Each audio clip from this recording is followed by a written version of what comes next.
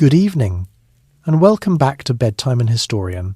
What does it feel like to be absolutely certain that everything will go according to plan, so certain that you never pause to imagine another ending at all? What happens when the world's safest ship begins to sink so quietly that almost no one believes it at first? So, before you get comfortable, take a moment to like the video and subscribe, but only if you genuinely enjoy what I do here. And if you'd like, tell me where you're listening from tonight, and what time it is where you are. Now, dim the lights, maybe turn on a fan for that soft background hum, and let's ease into tonight's journey together. In the early spring of 1912, certainty was everywhere. It was in the newspapers, in the advertisements pasted across railway stations, and in the calm routines of men who had crossed oceans so many times that the sea had long since become familiar rather than feared. Europe stood at the height of its confidence. The Edwardian world moved with measured steps, supported by empire, industry, and the belief that progress, once achieved, would naturally continue. Steamships had grown larger and faster with every passing decade. Crossing the Atlantic was no longer an adventure in the old sense. It was a scheduled service. Ships departed on time, arrived on time, and carried the world's business, mail, and people between continents with remarkable regularity. The ocean had not changed, but human expectations had. The White Star Line understood this better than most. Its ships were not built to chase speed records. They were designed for steadiness, comfort, and prestige. The company's leadership believed that travellers, especially wealthy ones, preferred reliability and refinement over raw speed. Titanic was meant to embody that philosophy completely. She was not only a vessel but a statement of industrial strength, of national pride, and of modern assurance. In Southampton, where Titanic prepared for her maiden voyage, this confidence showed itself in small, ordinary ways. Dock workers went about their tasks without ceremony. Supplies were loaded, coal was shoveled, mail was sorted. The ship lay at the quay not like a marvel demanding attention, but like a large, well-organised building that happened to float. She was impressive, certainly, but she was also familiar in purpose. This was how modern travel worked now. Passengers began arriving in ones and twos, carrying luggage rather than anticipation.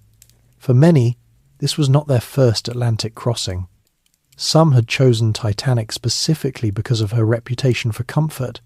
Others simply followed schedules arranged by agents and companies. There was no sense of participating in history. People expected a journey, not a story. Among the crew, routines governed everything. Officers checked lists and orders. Engineers reviewed systems.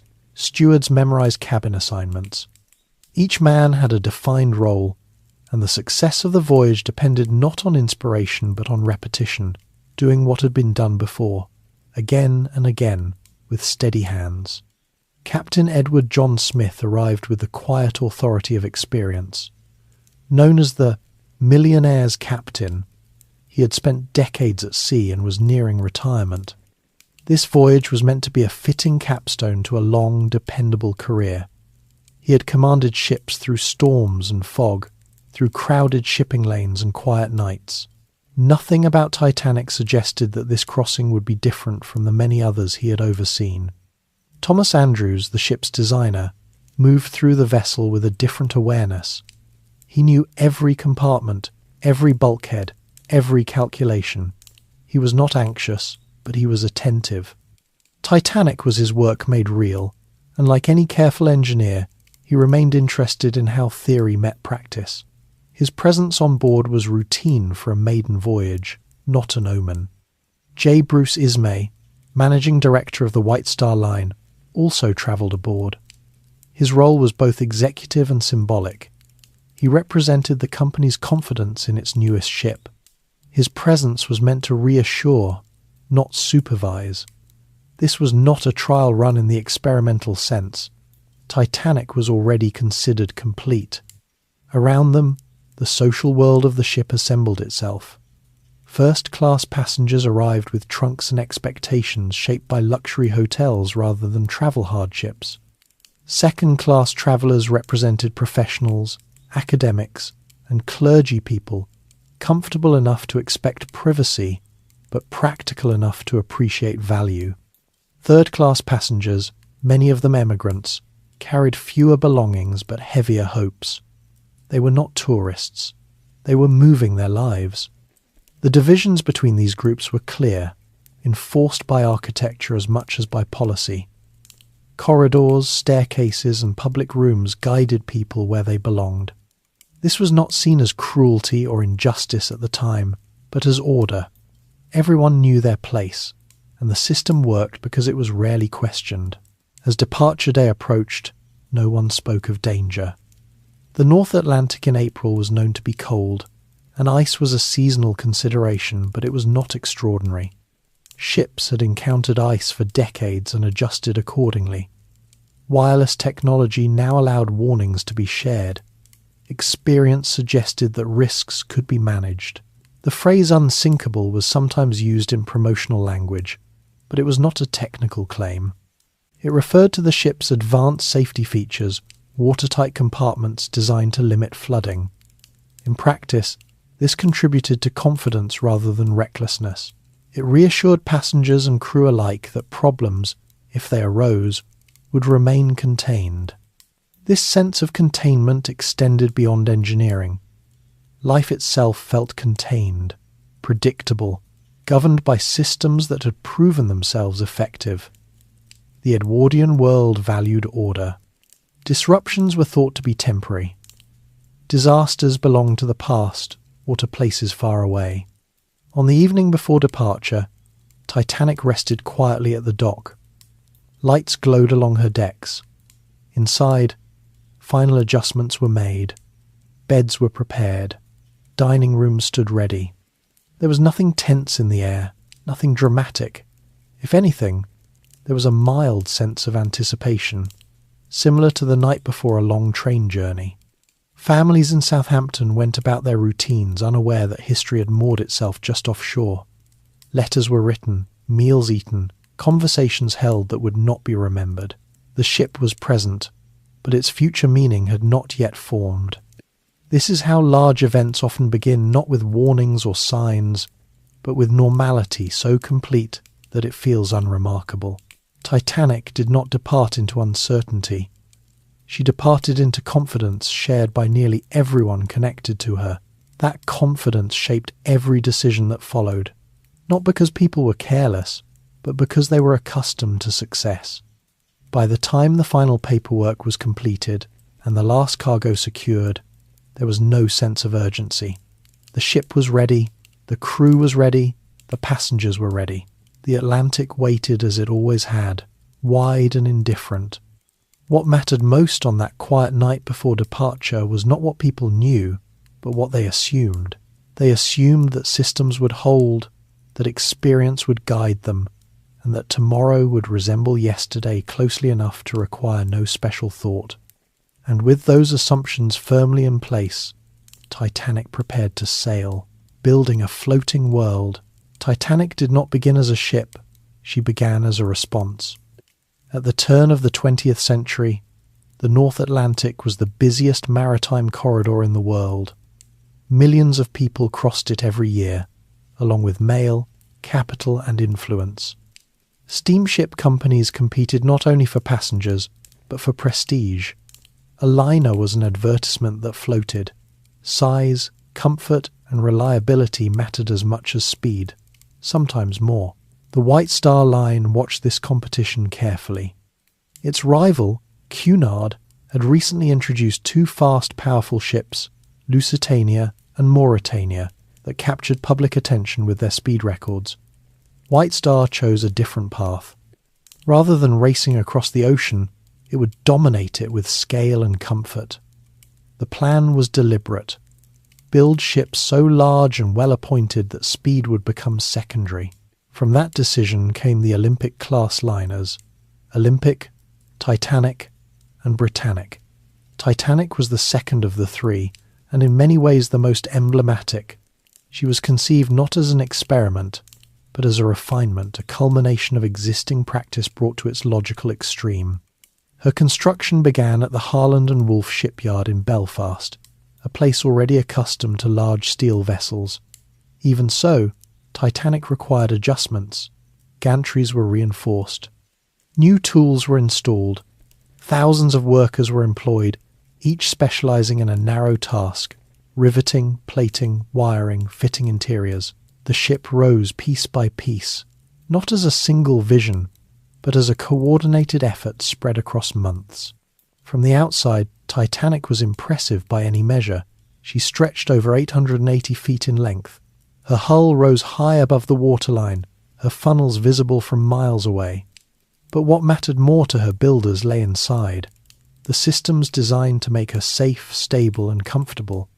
The hull was divided into 16 watertight compartments, separated by bulkheads fitted with doors that could be closed remotely from the bridge. This feature was widely promoted and genuinely innovative.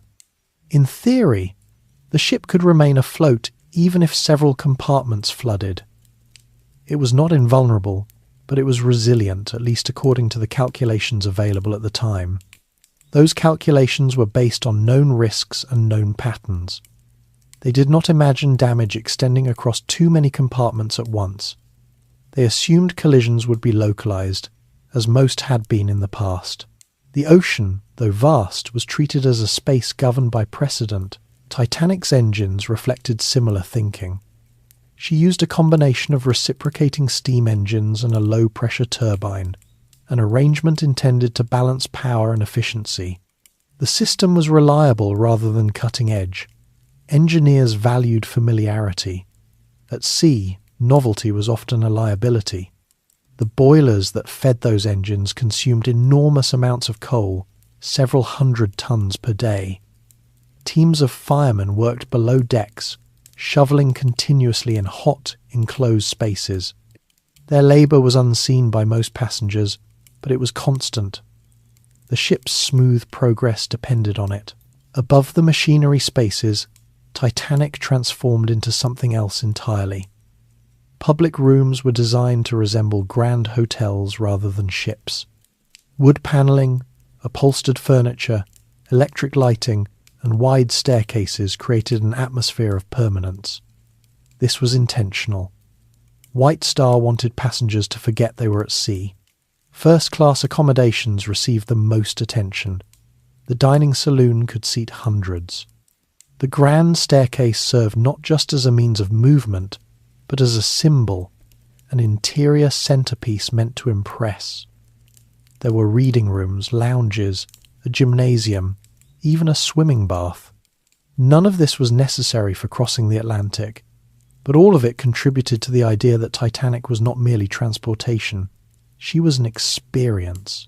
Second-class spaces were more modest but still comfortable, surpassing first-class standards on older ships. Third-class areas, though plainer, were cleaner and better ventilated than those found on many competitors. White Star prided itself on humane conditions, particularly for emigrants. Every element reflected assumptions about order and separation. Passengers would move within designated spaces. Crew would serve from behind the scenes. Systems would function quietly. Problems, if they occurred, would be handled discreetly. Safety equipment followed regulatory standards of the time. Lifeboats were provided according to tonnage, not passenger capacity. Titanic carried more boats than legally required, yet far fewer than would be needed for everyone on board. This was not seen as negligence. It was accepted practice. Lifeboats were intended to ferry passengers to safety, not to act as prolonged shelters. This logic depended on another assumption, that in a serious emergency, help would arrive. The North Atlantic was busy. Ships were rarely alone. Wireless communication, still relatively new, strengthened this belief. Distress signals could now be sent and received quickly. The sea felt smaller. Construction proceeded with confidence. Inspections were passed. Adjustments were made. Titanic was launched into the water in May 1911, her hull sliding down the ways into Belfast Lough. The event drew crowds, but it was not dramatic. Launches were routine at Harland and Wolff. The real work continued afterward. Outfitting took months. Interiors were completed, systems tested, crew selected. Nothing suggested urgency. The ship was built to last, not to rush. By early 1912, Titanic was ready for sea trials. These tests were brief, focusing on maneuverability and basic performance. The ship handled well. Her engines responded as expected. There was no reason to delay her entry into service. When Titanic sailed to Southampton to prepare for her maiden voyage, she joined a long tradition of liners beginning their working lives quietly. There were no speeches, no ceremonies. She was a commercial vessel entering service, not a monument. The phrase floating world was sometimes used to describe ships like Titanic, and it was not entirely metaphorical. She contained her own hierarchy, her own routines, her own rhythms. Once underway, she would operate independently, governed by maritime law and internal discipline. What mattered most about Titanic's construction was not any single feature, but the way all those features reinforced a shared belief that complexity equaled control. More compartments, more systems, more redundancies, all pointed toward mastery over risk. This belief was sincere. It was supported by decades of successful crossings. Accidents happened, but rarely on this scale. Each improvement seemed to reduce danger further. There was no sense that limits were being approached. In hindsight, it is tempting to see warning signs in the ship's design choices, in the height of the bulkheads, in the number of lifeboats, in the confidence of promotional language. But at the time, these choices aligned with industry norms and expert opinion. Titanic was not built recklessly. She was built carefully, methodically, according to the best understanding available. Her builders believed they were solving problems, not creating them. And so, by the time she stood complete, Titanic represented something larger than herself. She embodied the Edwardian faith in engineering, organization, and gradual improvement. She was proof, it seemed, that the age of catastrophic maritime disasters was drawing to a close. The floating world was ready. The people who ran her, a ship the size of Titanic did not run itself. Steel and steam mattered, but they were only as effective as the people who directed them. Long before the vessel left Southampton, a structure of authority, habit, and expectation was already in place. It was this human system, quiet, layered, and rarely questioned, that guided Titanic from her first casting off until the final minutes of the voyage.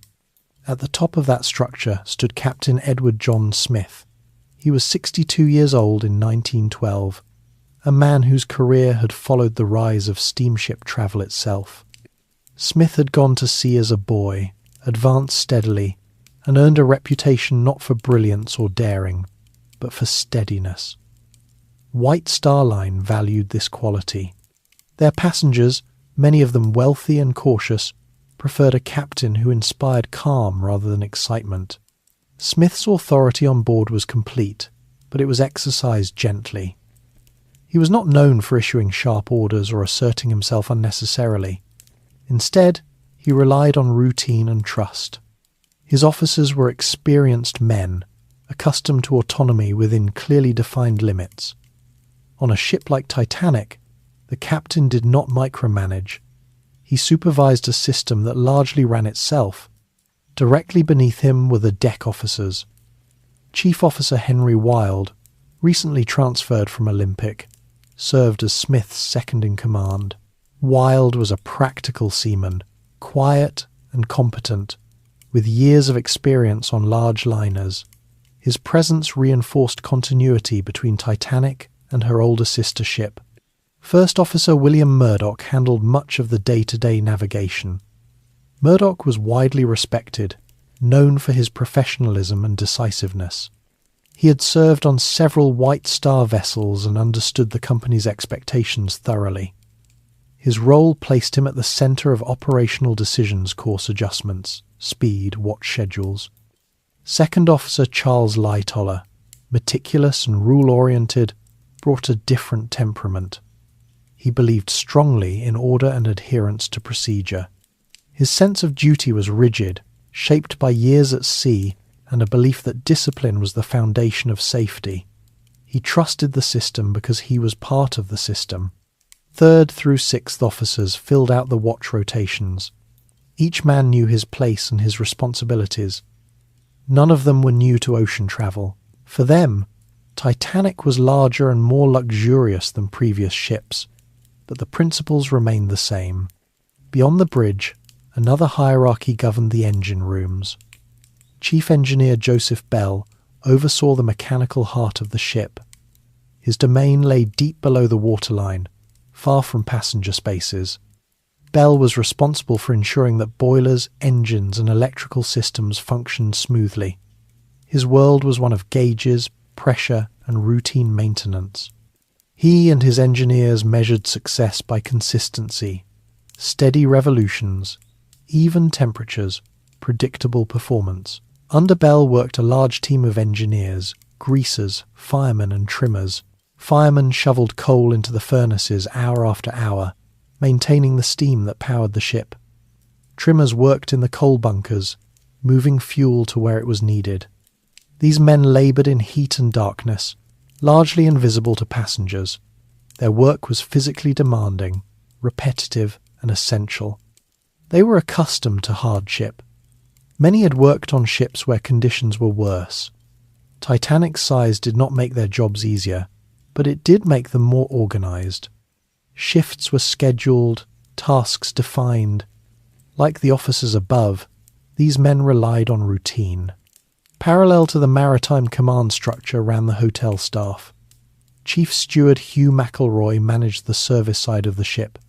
His responsibilities included dining, cabins, cleaning, and passenger comfort. Hundreds of stewards, stewardesses, cooks, bakers, and waiters answered to him. For these crew members, Titanic was a workplace shaped by social expectation. First-class service demanded discretion, speed, and politeness. Second class required efficiency and attentiveness. Third class involved managing large numbers of people with limited shared language. Each group of passengers was treated differently because that was how travel was structured at the time. This division extended to movement around the ship. Crew corridors, stairways, and service lifts allowed staff to operate without intruding on passenger spaces. The ship functioned like a city with restricted districts. Everyone understood where they could go and where they could not. Thomas Andrews occupied an unusual position. As managing director of Harland and Wolff's design department, he was neither crew nor passenger. His role was observational. He inspected fittings, noted adjustments, and monitored performance. Andrews was methodical and reserved. He believed in precision and continuous improvement.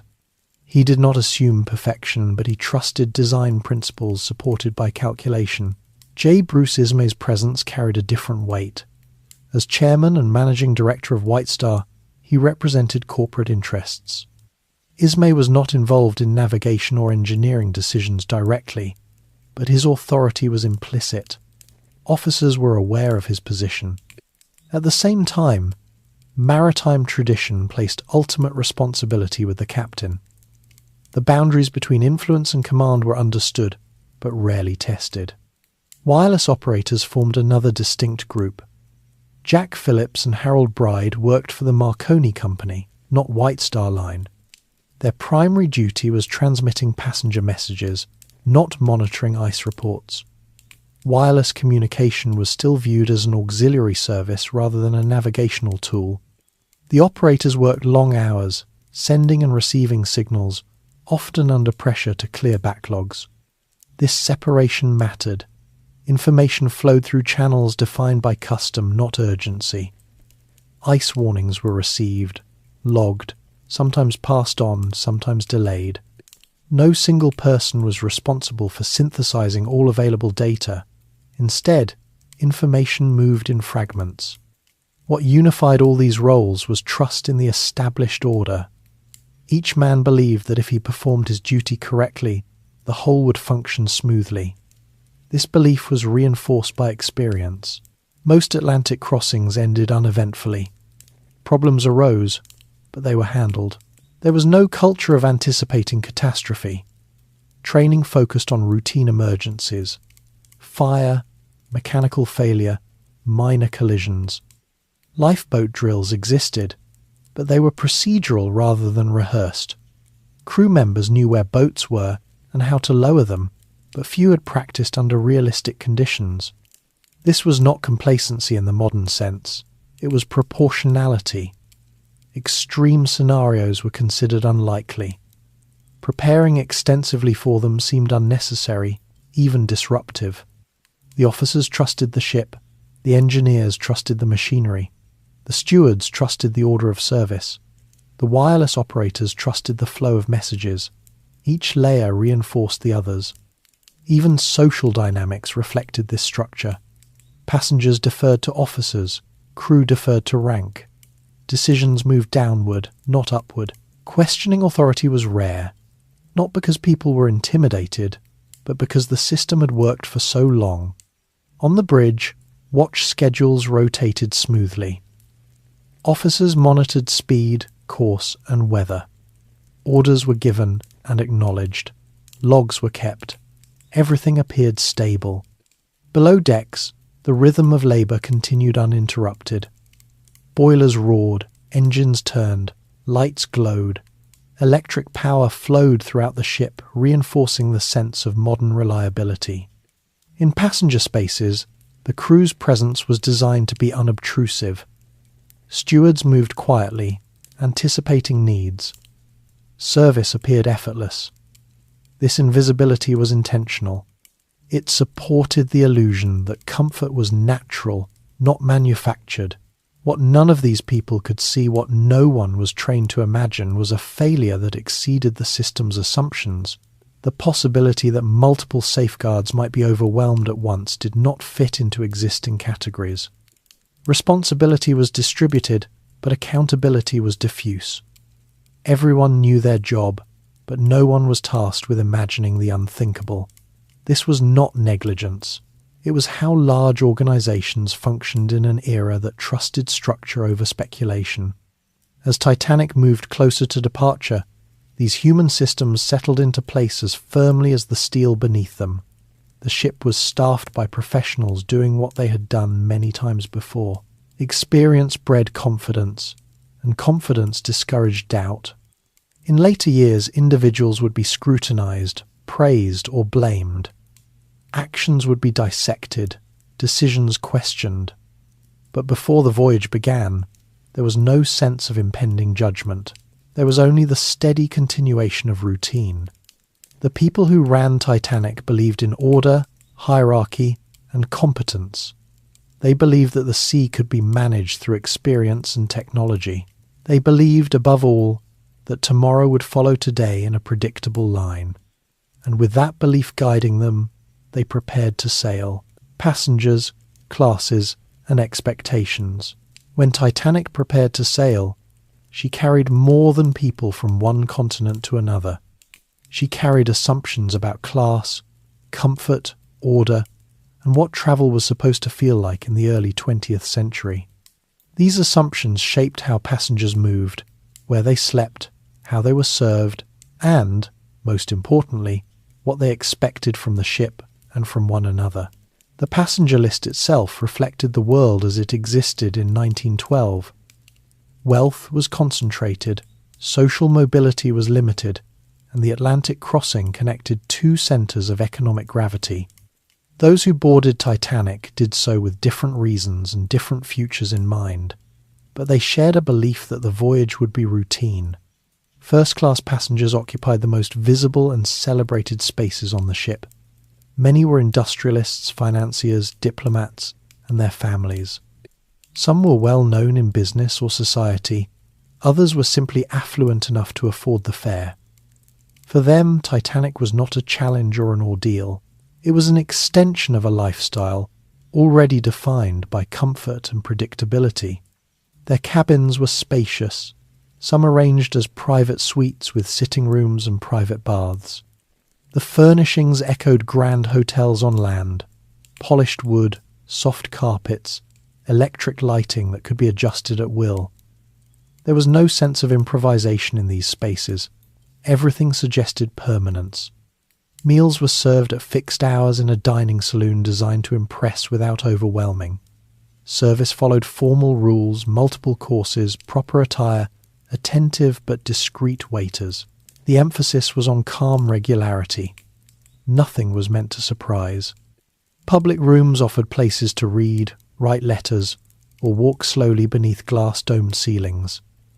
The grand staircase functioned as both a thoroughfare and a social stage. People saw and were seen there, reinforcing shared expectations of behaviour. Movement was measured, voices were kept low, the sea remained largely outside awareness. Second-class passengers lived a different version of the same idea.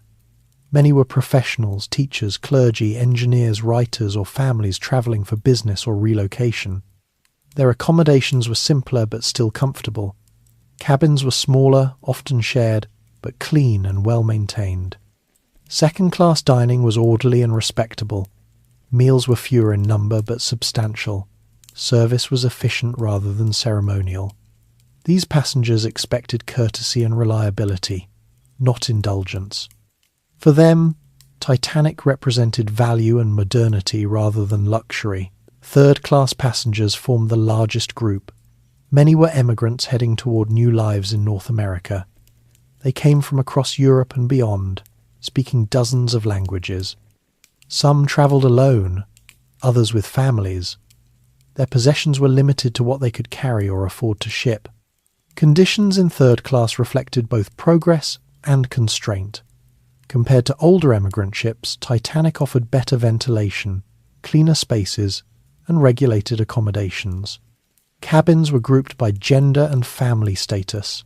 Shared facilities were common. Privacy was minimal. Even so, these passengers did not expect hardship. The crossing was part of a larger plan work, family reunification, opportunity. The ship was a means, not an experience. They trusted that it would deliver them safely, as countless ships had done before. What separated these classes was not only comfort, but access. Corridors, stairways, and doors controlled movement.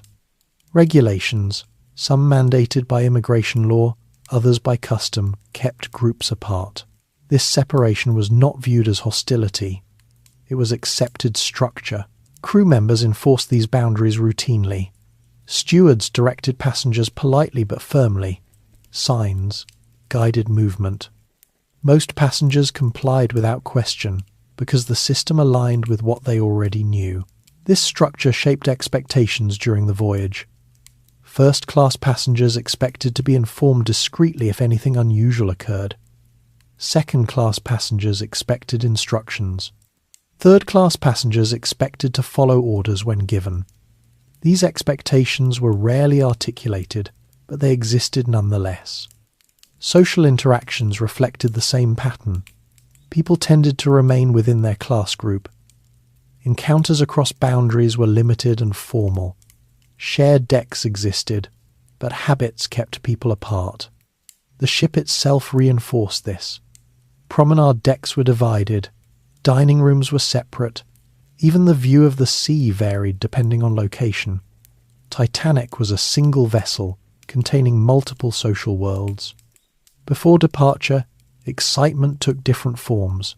In first class, anticipation focused on comfort and novelty. New spaces, new acquaintances, a pleasant passage. In second class, there was satisfaction in travelling well. In third class, there was hope and nervousness about what awaited at the other end. Yet across all classes, there was a common assumption that the journey itself would pass without incident. Crossing the Atlantic had become normalised. Stories of disaster belonged to earlier eras or exceptional circumstances. Titanic's reputation reinforced this belief. She was new, large, and widely regarded as safe. Passengers had no reason to question that assessment. Most did not study technical details. They trusted the company, the crew, and the broader system of modern travel. Even small inconveniences were interpreted through this lens. Delays, minor bumps, or changes in schedule were accepted as part of complex operations, not as signs of danger. People adjusted expectations slightly, not fundamentally. Cultural habits played a role. In 1912, authority figures were trusted more readily than they might be today. Captains, officers, and uniformed staff represented expertise. Their calm reassured passengers, and passengers rarely demanded explanations. This trust was reinforced by routine. Meals were served on time, lights stayed on, engines hummed steadily. The absence of visible problems became proof that none existed. Children moved through these spaces differently. In first and second class, they were supervised but allowed to explore. In third class, they stayed closer to family. For them, the ship was a temporary environment governed by adults' rules. Their experiences reflected the larger structure without challenging it. As the ship prepared to leave port, farewells took place along predictable lines. First-class passengers were seen off by acquaintances. Third-class passengers said goodbye to relatives who would not travel with them. Emotions varied, but none were connected to fear of the voyage itself. Titanic's scale made individual passengers feel small, but not vulnerable. The ship's size suggested security. Being one among many felt safer than travelling alone. This perception mattered. When people believe they are protected by systems larger than themselves, they are less likely to question those systems. Titanic inspired that belief easily. The ship's promotional language emphasized stability, comfort, and modern engineering. It did not dwell on risk. Passengers absorbed this tone unconsciously. They expected smoothness, because smoothness was promised everywhere. Even the concept of class aboard Titanic served a stabilizing function. It created predictability. People knew where they belonged and what to expect. That sense of order reduced anxiety and reinforced trust. As departure approached, passengers settled into cabins, explored decks, and adjusted to shipboard life. These actions were practical, not symbolic. No one sensed transition into danger. The voyage had not yet begun in earnest. The separation of classes would later complicate evacuation and survival, but at this stage, it simply reflected the world as it was.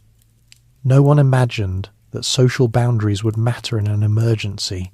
Emergencies, after all, were not expected. Titanic's passengers boarded with confidence shaped by experience, culture, and design. Their expectations were reasonable within the context of their time. They trusted the ship to carry them forward, not to test them.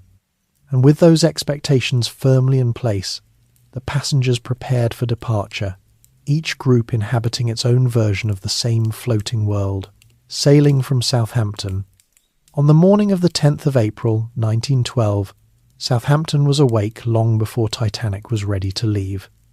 The port city had lived with ships for generations, and departures followed familiar rhythms.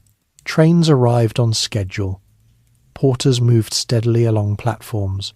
Dock workers checked manifests and cargo lists. Nothing about this day suggested that it would be remembered differently from hundreds of others. Titanic lay alongside the White Star dock, her hull towering above the quay. From nearby streets, her presence was impossible to ignore, yet it did not stop traffic or silence conversation. Large ships had become part of the city's landscape. People noticed her size, but they did not pause their lives for it. Passengers arrived in waves. First-class travellers often came by private car or taxi, accompanied by porters who managed their luggage. Their movements were calm and unhurried. Tickets were checked, cabins assigned, trunks tagged and sent below. There was no sense of rushing. Time felt abundant. Second-class passengers arrived mostly by train. They moved with purpose, carrying smaller bags and following signs. Some paused to look up at the ship. Others focused on finding the correct gangway. Conversations were practical about cabins, meals and schedules waiting on the other side of the ocean. Third-class passengers arrived earlier than most. Immigration regulations required processing and inspection before boarding. Many had travelled long distances just to reach Southampton. They waited patiently, families grouped together, belongings close at hand. Their mood mixed anticipation with uncertainty, but not fear of the ship itself. Crew members boarded separately, reporting to assigned stations. Stewards checked lists and supplies. Engineers reviewed engine room readiness. Officers rotated watches and verified orders. The ship was transitioning from static object to working system. Mail was loaded in bulk. Titanic carried thousands of letters and parcels, part of the Royal Mail Service. Sorting rooms deep inside the ship were already active, clerks preparing to work throughout the voyage. Communication mattered as much as transportation. The ship was a link in a global network. Coal had been loaded over several days. Hundreds of tons transferred into bunkers along the hull. The process was dirty and labour-intensive, leaving marks on the ship's sides that would later be noticed in photographs. To those involved, it was simply part of preparation. By late morning, boarding was largely complete. Passengers settled into cabins.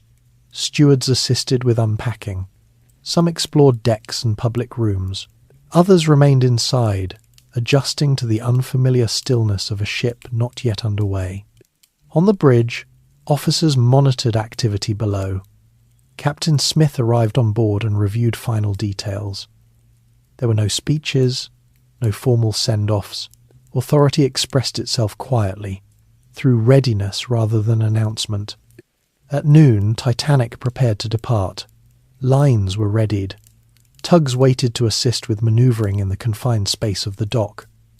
The ship's size made departure a precise operation, not a dramatic one.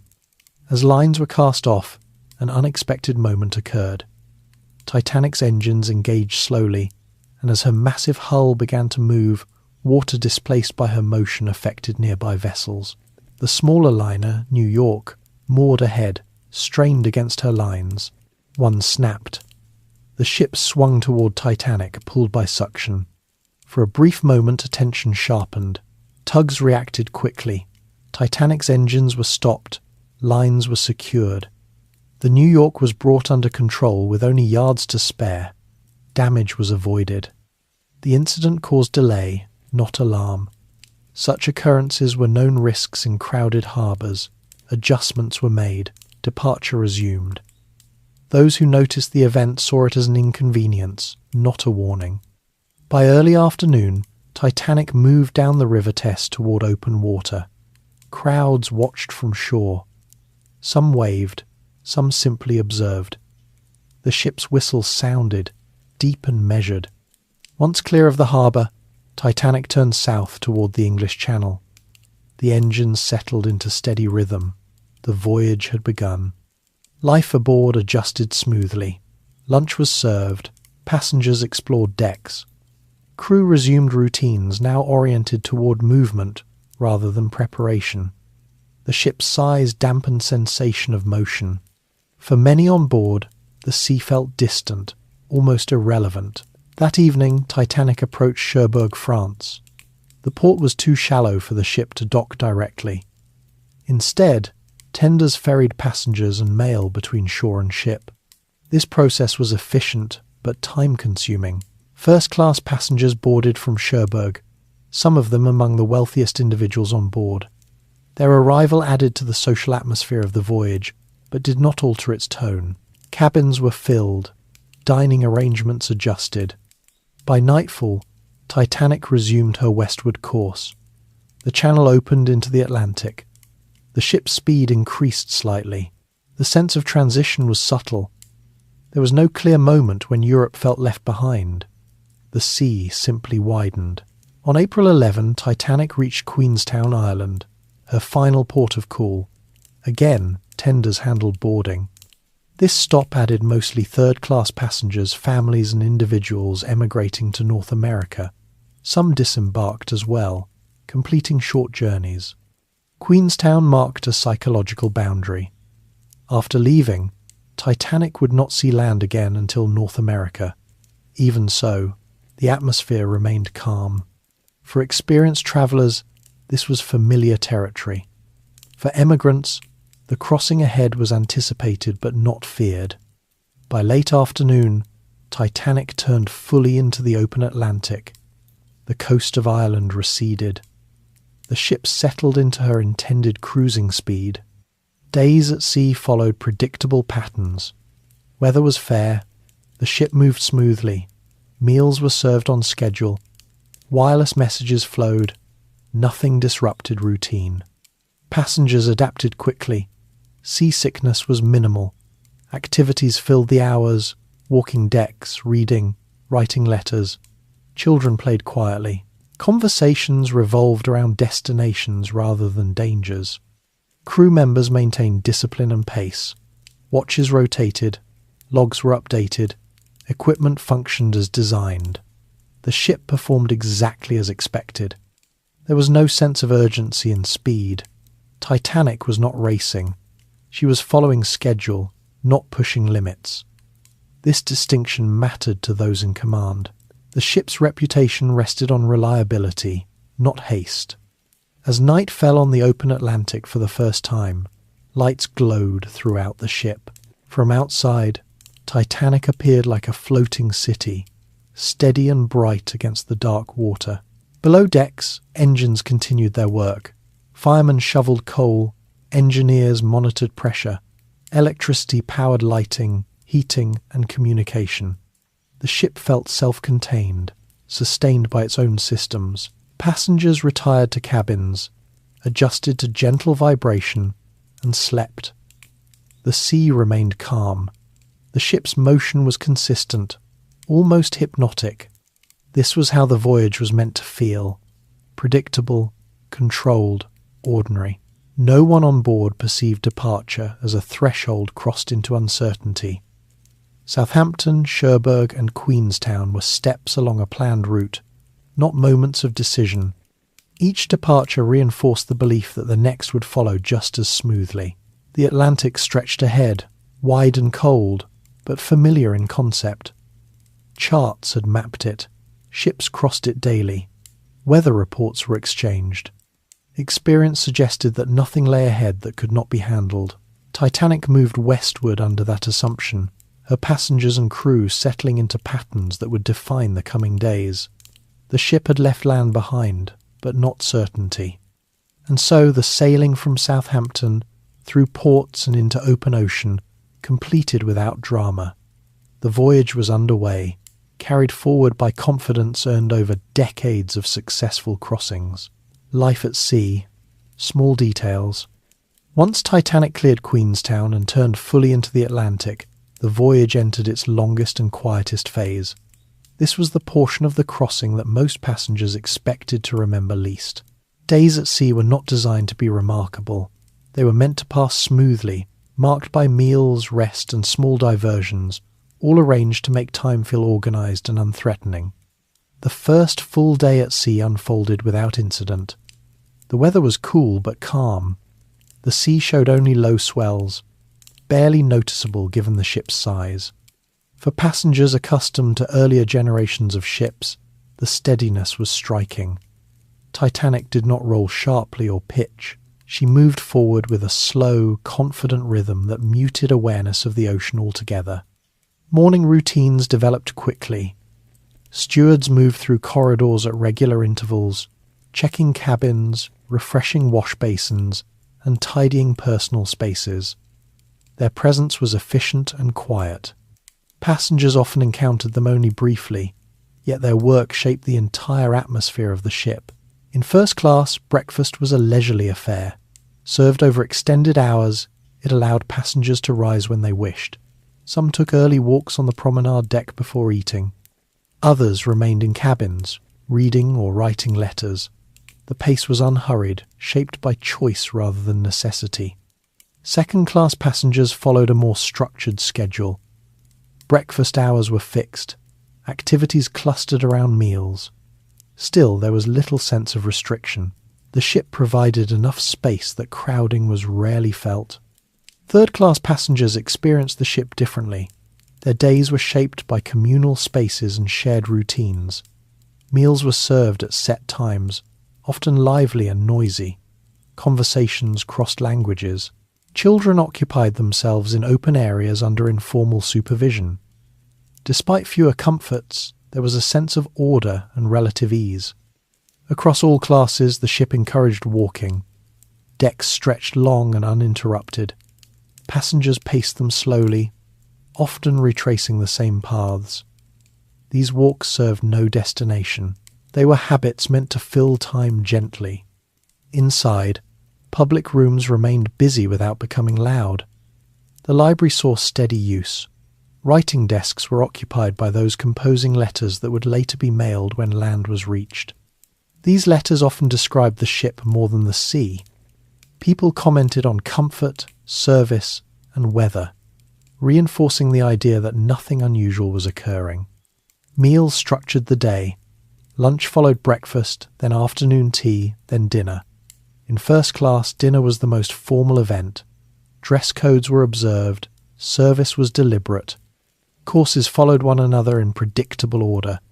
The ritual mattered more than the food itself. It marked time. Below decks, a different rhythm persisted. Engine room crews worked rotating shifts, maintaining pressure and speed.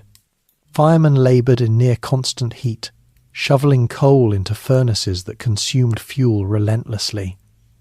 Their work never paused, day or night. They measured progress not in miles but in tons of coal burned. Trimmers moved coal within bunkers, ensuring that supply remained balanced. Their environment was cramped and dark. They worked by lamplight, breathing dust and sweat. Few passengers were aware of their existence.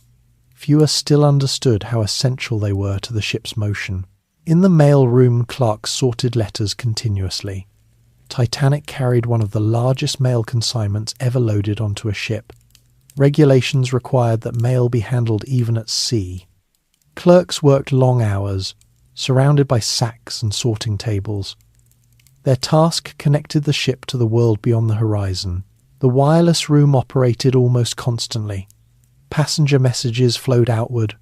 Reports and acknowledgements flowed inward.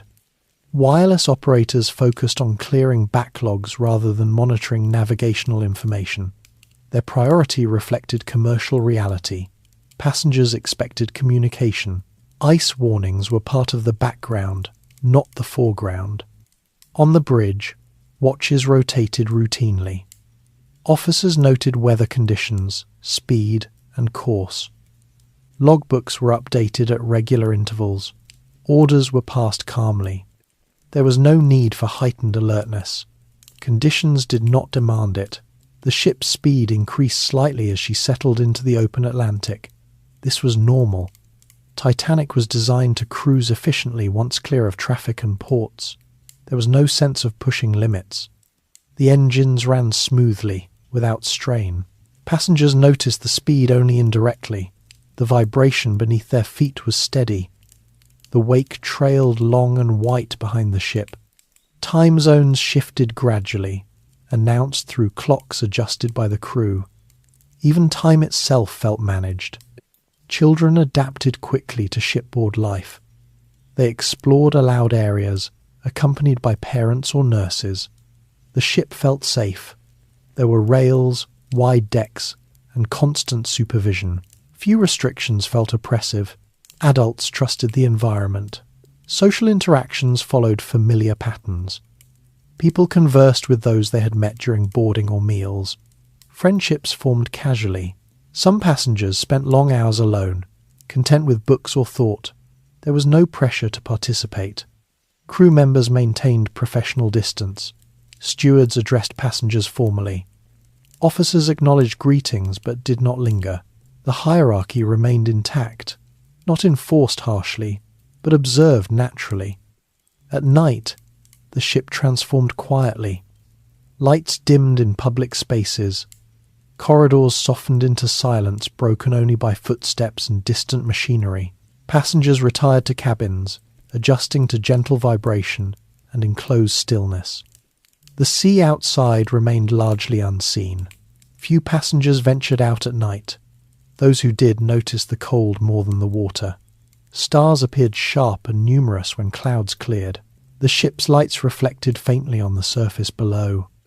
Inside cabins, Sounds blended into a steady background engines, ventilation, occasional voices. These sounds became familiar quickly. They reassured rather than disturbed. Silence, when it occurred, felt unusual. The second day at sea passed much like the first. Weather remained fair. Temperatures dropped slightly as the ship moved northward, but this was expected for April. Passengers added coats when going outside. Stewards adjusted heating as needed. There were no formal announcements. Information travelled informally through conversation, through posted notices about meal times or minor schedule adjustments. The absence of news reinforced the sense that nothing required attention. The ship's doctor attended to minor ailments, colds, headaches, occasional seasickness. Nothing out of the ordinary. Medical facilities were adequate and rarely strained. Religious services were planned for Sunday. Notices appeared quietly. Attendance was voluntary. For many, the service marked time more than devotion. It provided structure to the day. By the third day, Titanic felt familiar. Passengers navigated corridors without hesitation. Crew members recognized faces. The ship's vastness no longer overwhelmed. It became background. This familiarity mattered. It reduced awareness of risk. When an environment feels known, it feels safer, even if its fundamental nature has not changed. The ocean remained cold and unforgiving, but it was distant from daily experience.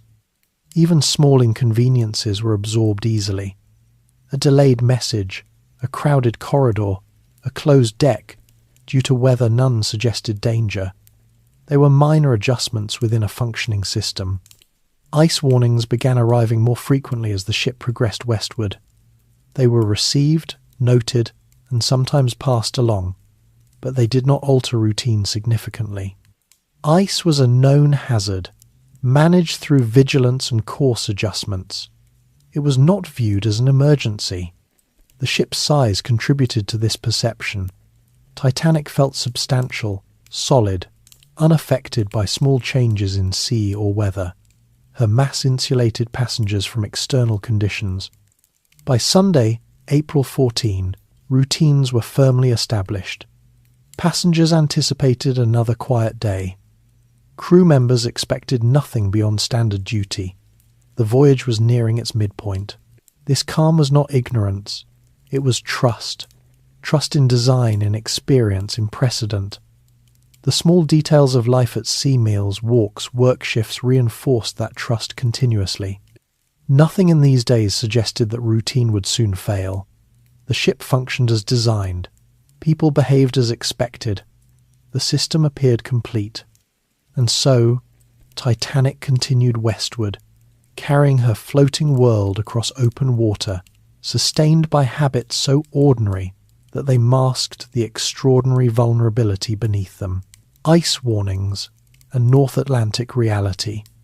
As Titanic moved farther into the North Atlantic, the ocean resumed its older role, not as scenery, but as an environment with patterns that predated steamships, schedules, and wireless signals.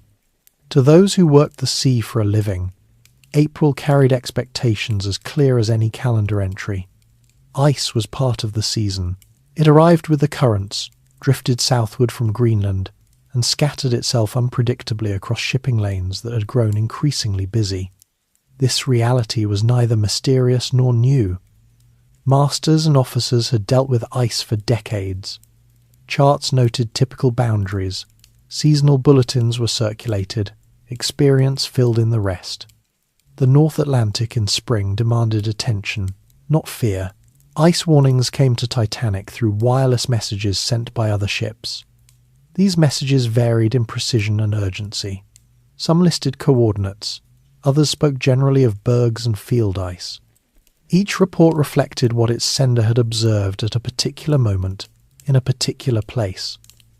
Together, they formed a loose map, imperfect, shifting, and incomplete. Wireless communication in 1912 was still a hybrid service. It was essential but not yet fully integrated into navigation. Operators worked primarily to transmit passenger messages and commercial traffic.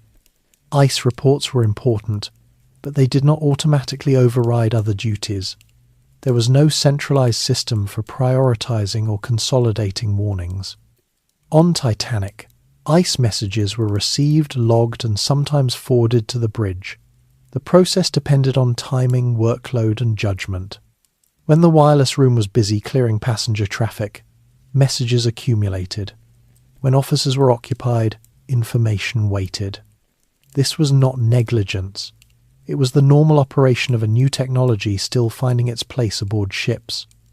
Wireless had reduced isolation, but it had not eliminated uncertainty. Officers on the bridge were accustomed to receiving ice reports during spring crossings. They adjusted routes slightly, maintained watchfulness, and trusted their ability to detect hazards visually. Ships had long navigated icy waters without wireless assistance at all. Technology supplemented experience rather than replacing it. Titanic's route followed established lanes designed to minimize risk. These tracks were chosen based on traffic patterns, fuel efficiency, and historical data. Deviating significantly required reason. Ice reports provided context, not commands. As reports accumulated, they suggested that ice extended farther south than usual. This information was noted. It did not immediately change operations. The sea remained calm, visibility was good, temperatures were dropping, but gradually. The ship's speed remained steady. There was no expectation that speed alone created danger. In clear conditions, speed was considered an advantage. It allowed a ship to pass through areas of concern quickly, reducing exposure time. This belief was common at the time. Slowing down unnecessarily carried its own risks, including loss of steerage and schedule disruption. Officers balanced competing considerations using judgment shaped by experience. Throughout Saturday and into Sunday, April 14, ice messages continued to arrive.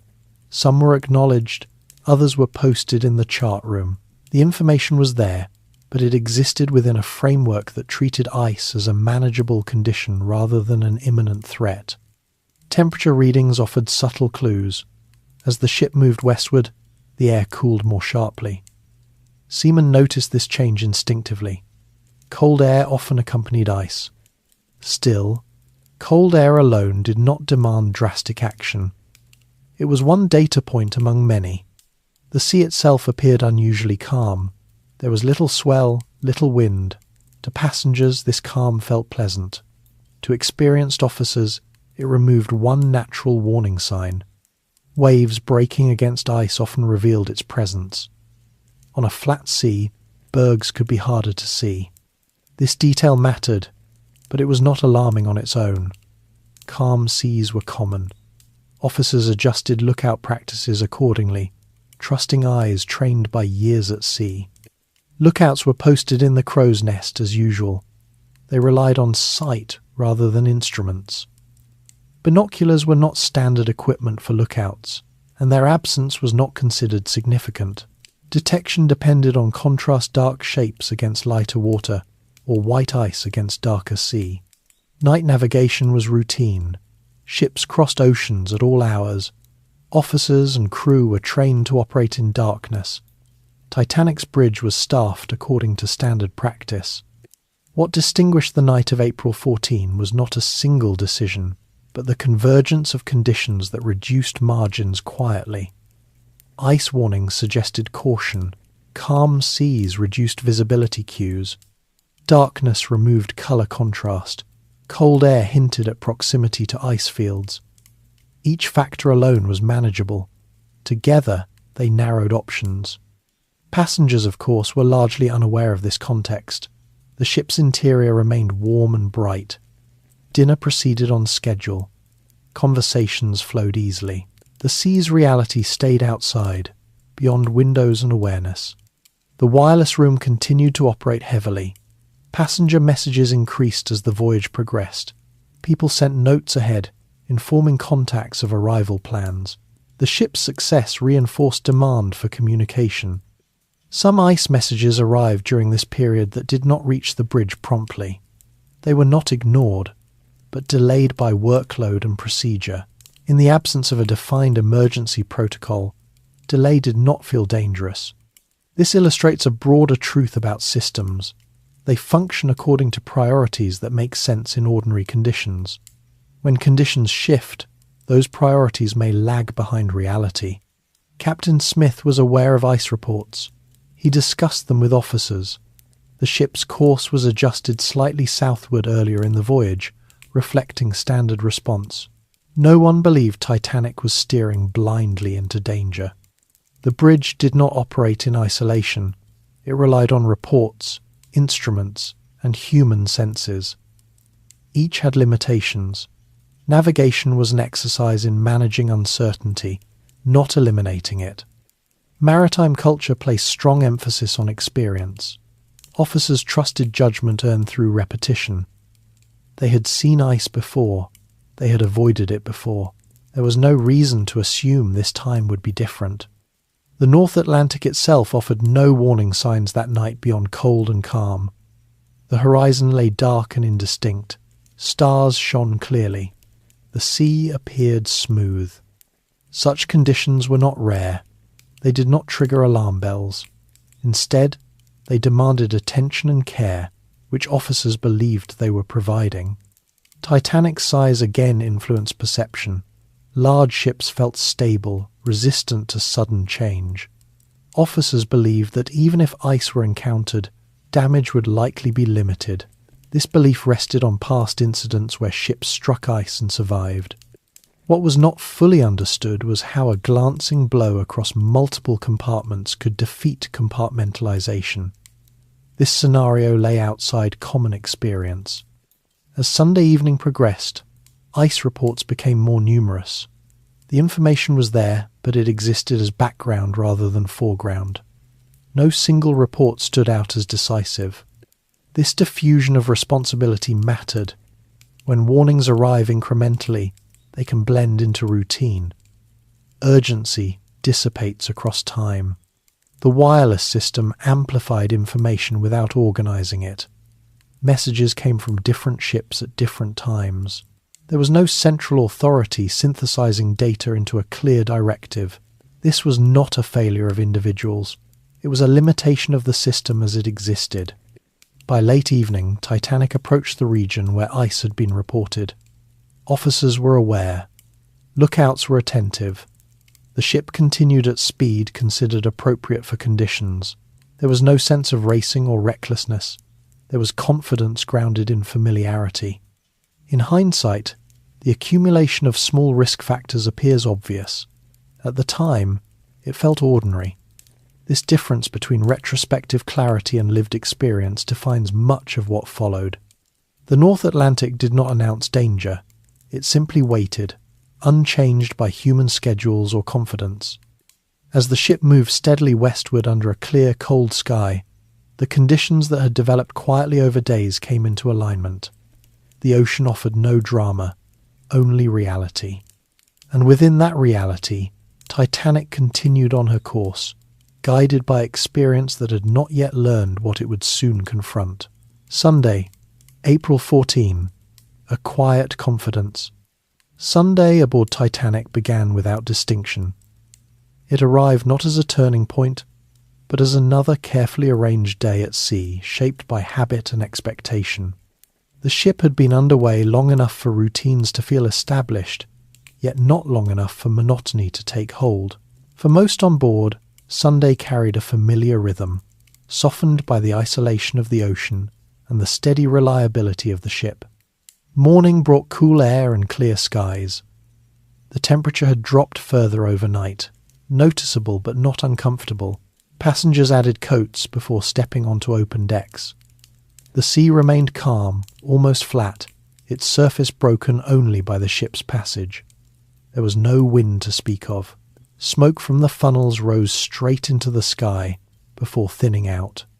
Breakfast followed schedule. In first class, passengers arrived at leisure, some after morning walks, others after lingering in bed. Conversation was easy and unhurried. Topics centered on travel plans, acquaintances made aboard, and impressions of the ship. There was quiet satisfaction in being part of a well-run enterprise. Second-class passengers followed similar patterns with less ceremony. Meals were prompt, service efficient. The ship's size and steadiness continued to impress. For many, this was the smoothest crossing they had experienced. In third class, the day began earlier. Families rose together. Children moved between bunks and shared spaces.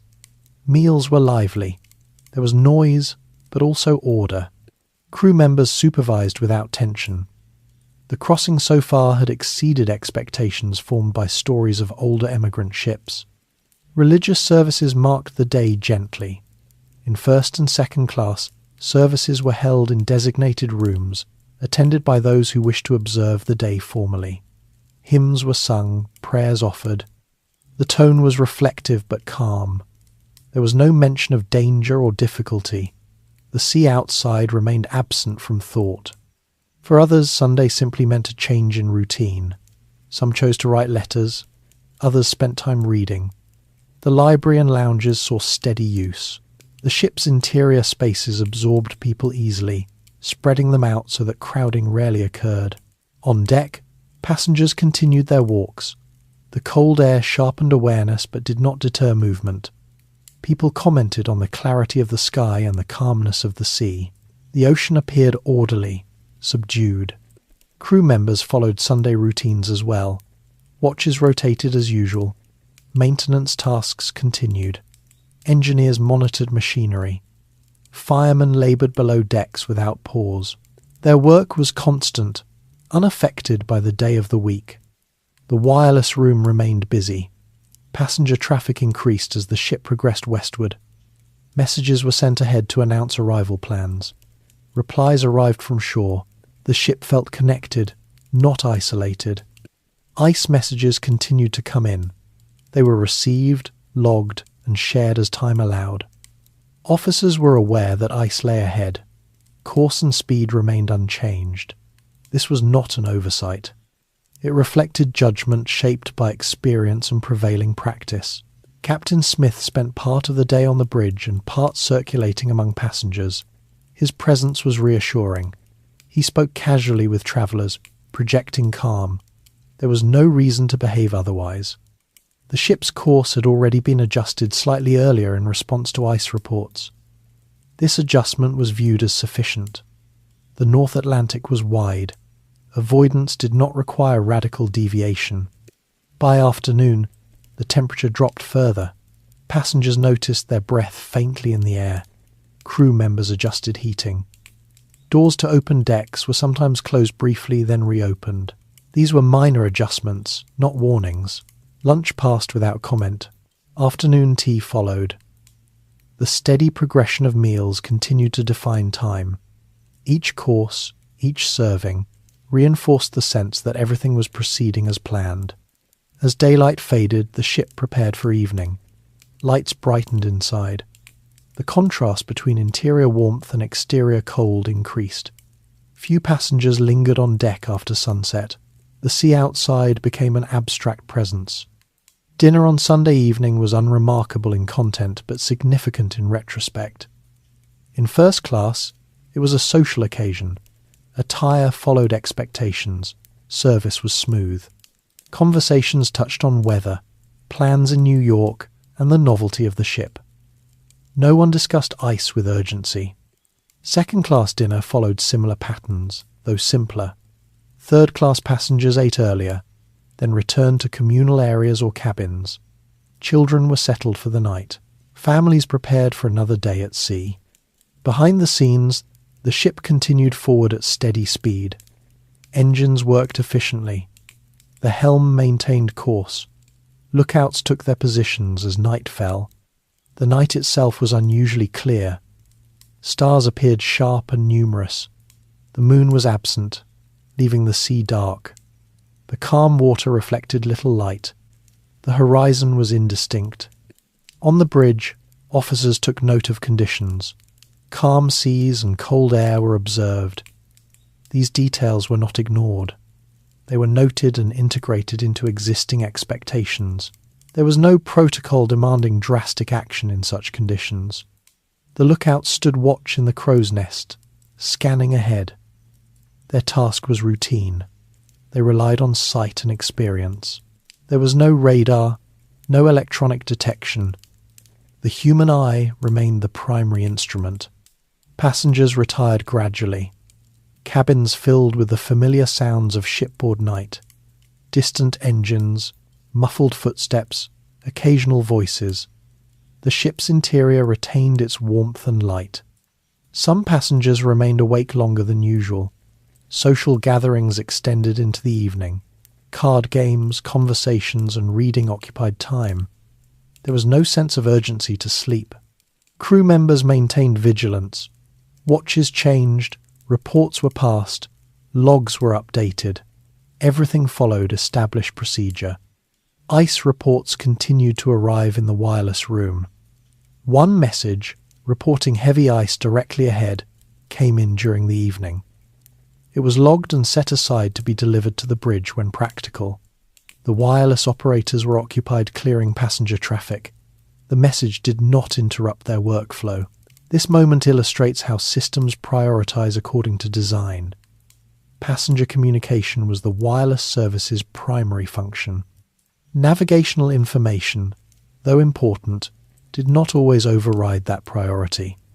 On the bridge, officers relied on their own observations and previously received reports. They knew ice lay ahead. They expected to encounter it. They believed they would see it in time to avoid it. Speed remained steady. This choice reflected confidence in visibility and maneuverability. Slowing down was an option, but not an automatic one.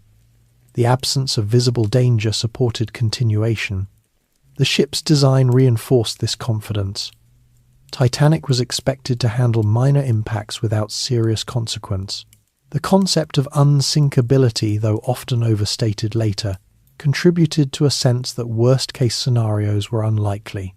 As the night deepened, the temperature continued to fall. The air grew sharper. Crew members noticed frost forming in places. These were signs of proximity to ice, but not definitive indicators of immediate danger. The sea remained smooth. There were no waves breaking against unseen obstacles. This absence removed a natural warning sign. The ocean offered no noise, no disturbance. Passengers slept. For most, the night passed unnoticed until it ended abruptly. At this stage, there was no anticipation of that end. Sunday, April 14, closed as it had opened with calm, routine and confidence. Nothing in the ship's interior suggested imminent change. The systems that governed life aboard Titanic continued to function smoothly. In retrospect, this day stands out not because of what happened, but because of what did not. There were no alarms, no confrontations, no visible failures. The ship moved forward under assumptions that had held true many times before. The quiet confidence of that Sunday night was not carelessness.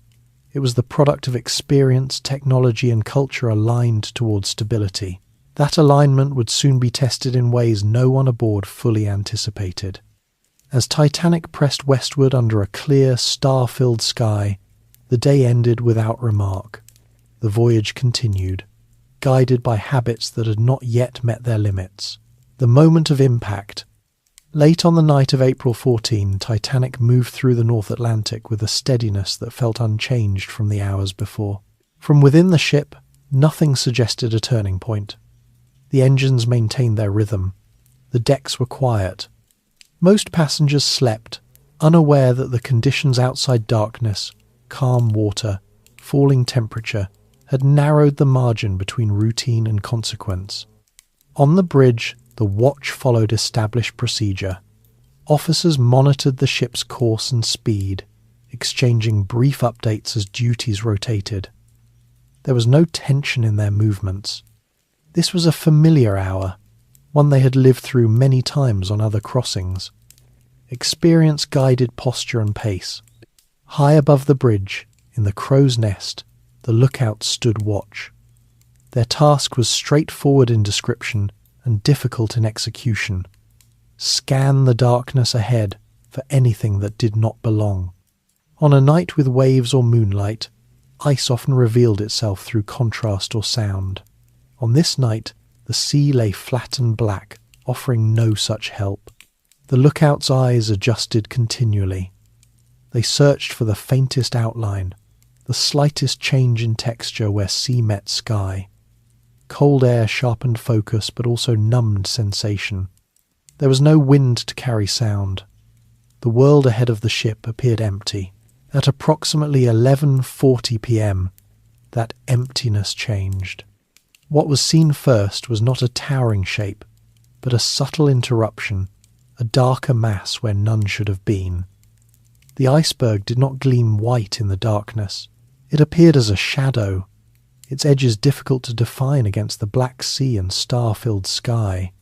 The sighting allowed little time. Titanic was moving quickly, and her turning circle was large. When the warning reached the bridge, the response was immediate, not panicked. Orders were given in rapid sequence. The helm was put hard over, engines reversed. This response reflected training. Turning away from danger was instinctive. Slowing or stopping alone would not suffice at such speed. The ship needed to change direction. Titanic began to turn. Her bow responded, but not instantly. The mass of the ship resisted sudden change. Momentum carried her forward even as the rudder worked against it. From the bridge, officers watched the dark shape slide closer along the starboard side. There was no dramatic collision, no shuddering crash. Instead, there was a sensation so slight that many passengers did not register it at all. Those awake felt a gentle vibration, a brief scraping sensation, or nothing more than a change in the ship's motion. In some cabins, objects shifted slightly. In others, there was no perceptible effect. Below the waterline, the iceberg did its work quietly. It did not punch a hole. It scraped along the hull, opening seams between steel plates. The damage extended across multiple compartments, each breach small in isolation, together decisive. The iceberg passed into darkness as quickly as it had appeared. Titanic completed her turn and resumed forward motion, now clear of immediate danger. On the bridge, the ship was brought to a stop. Officers assessed what they knew. There was no visible damage above water. The ship remained upright. Engines responded normally. There was no flooding reported immediately. This absence of dramatic signs mattered. It shaped initial interpretation. Ships had struck ice before and survived. A glancing blow suggested limited damage. The design of Titanic reinforced this assumption. Captain Smith arrived on the bridge within moments. Reports were brief and factual. The ship had struck ice. Engines were stopped. The ship appeared intact. Below decks, the reality emerged more slowly. In the forward compartments, crew members heard water rushing where none should be. Engineers and firemen felt cold water entering spaces that had been dry moments before. They reported flooding upward through established channels. Watertight doors were closed remotely from the bridge, sealing compartments as designed. This action worked exactly as intended. Doors dropped, isolating sections of the hull. The system functioned. The problem lay not in failure, but in scale. Too many compartments were compromised. Water spilled from one to the next as the ship's trim changed subtly, almost imperceptibly at first. Thomas Andrews was summoned to assess the situation. He moved through the ship methodically, checking reports, inspecting damage, calculating outcomes. His conclusions formed not from alarm but from arithmetic. As he progressed, it became clear that the flooding exceeded the ship's capacity to remain afloat. The bulkheads did not extend high enough. As water rose in forward compartments, it would eventually spill over into adjacent ones. This process would take time. Titanic was not in immediate danger of capsizing or sinking quickly. She was stable, upright, and still. This stability masked the seriousness of the situation. On the bridge, Andrews communicated his findings to Captain Smith. The assessment was direct. The ship would sink. There was no speculation, no dramatization. It was a conclusion based on design limits. The word sink carried weight, but not panic. There was time. Estimates suggested an hour or more before the situation became critical. The ship's slow response created an illusion of control. Initial orders focused on preparation rather than evacuation. Crew members were instructed to uncover lifeboats, assemble passengers, and ready equipment. These actions followed protocol. They did not yet imply urgency to those involved. Passengers became aware of disruption gradually. Some felt the ship stop and wondered why. Others noticed crew members moving with purpose. A few encountered ice fragments on deck, fallen from the hull during impact. These pieces drew curiosity more than fear. Announcements were not made. Officers and stewards relied on direct instruction, believing calm movement preferable to alarming the entire ship. This approach reflected standard practice. In first class, passengers asked questions and received reassuring answers. In second and third class, information spread unevenly. Some remained unaware of any problem. Others sensed that something had changed, but not its significance. The ship's lighting remained on. Heat continued to circulate. The engines were silent now, but electrical systems functioned. The absence of darkness and noise reinforced calm. Crew members began waking passengers and asking them to dress warmly. Life jackets were brought out, though not immediately donned by all. The request to put on a life belt felt precautionary rather than urgent. This was the moment when the gap between reality and perception widened. The ship was fatally damaged, but it did not feel so. There was no fire, no list, no visible flooding in passenger spaces. The impact itself had been modest. Many would later struggle to believe that such a gentle encounter could have such consequences. At the time, that disbelief guided behaviour. On the bridge, preparations continued.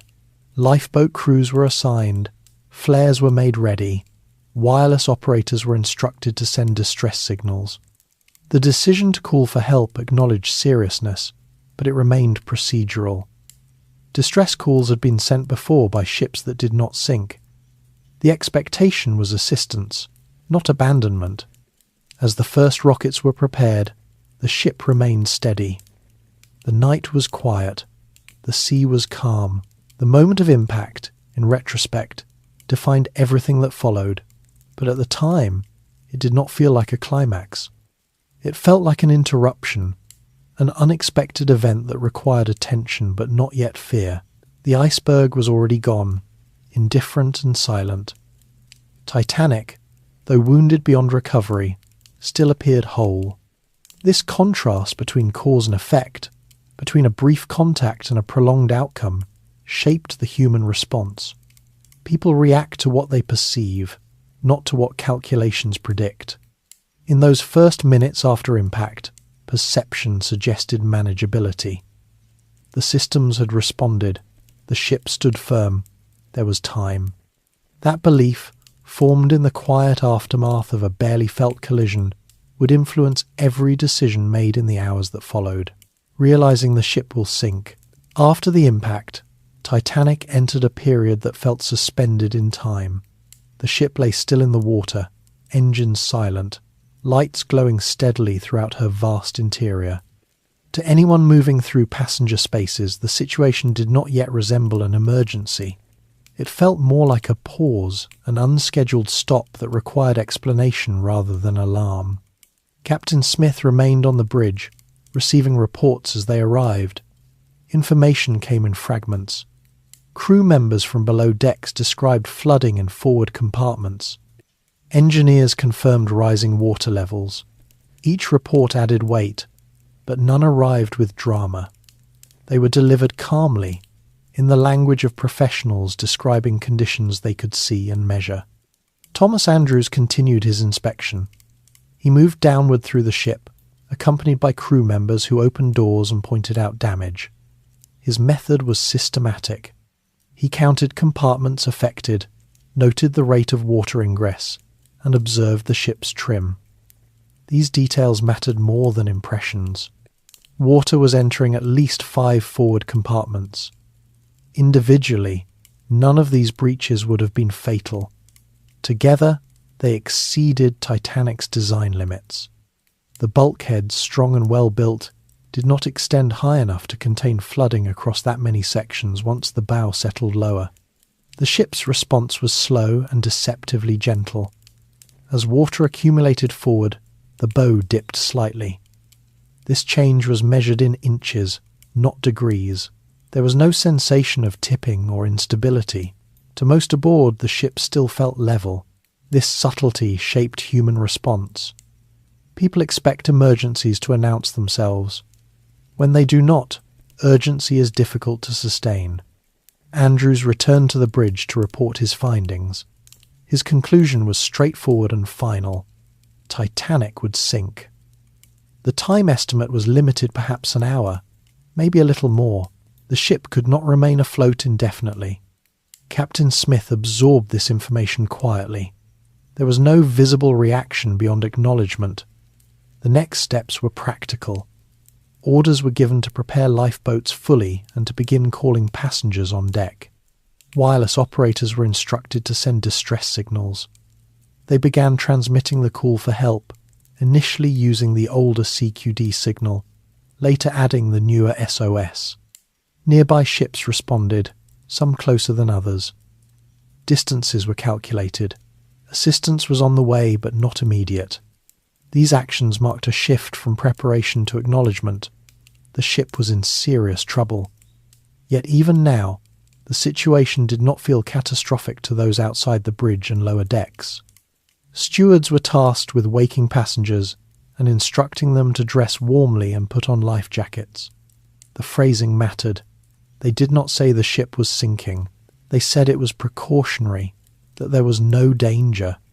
This was not deception born of indifference. It was a belief that calm compliance required reassurance. Panic, officers believed, would make evacuation harder, not easier. Passengers responded accordingly. Some complied immediately, dressing and heading to decks.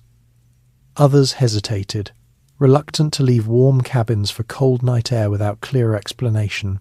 A few laughed off the suggestion, seeing life jackets as unnecessary. In first class, questions were asked politely and answered vaguely. The tone remained controlled. Stewards and officers believed they were maintaining order by minimizing information. This approach reflected maritime tradition and social expectations. In second and third class, information spread unevenly. Language barriers complicated instruction. Some passengers followed crew directions readily. Others waited, uncertain whether to act. As people gathered on deck, the environment felt strange rather than frightening. The night was cold and clear. Stars shone brightly. The sea lay calm and black. The ship's lights cast a warm glow over faces and railings. Lifeboats were uncovered and swung out. Crew members worked deliberately, checking lines and equipment. This activity drew attention, but not necessarily alarm. Many passengers assumed it was a drill or precaution. The number of lifeboats available was visible. Some noticed that not everyone could fit. Others did not calculate capacity. The idea that a modern ship would require complete abandonment felt remote. Captain Smith moved between bridge and deck, overseeing preparations. He issued orders quietly, relying on officers to carry them out. His authority remained intact. There was no chaos, no shouting.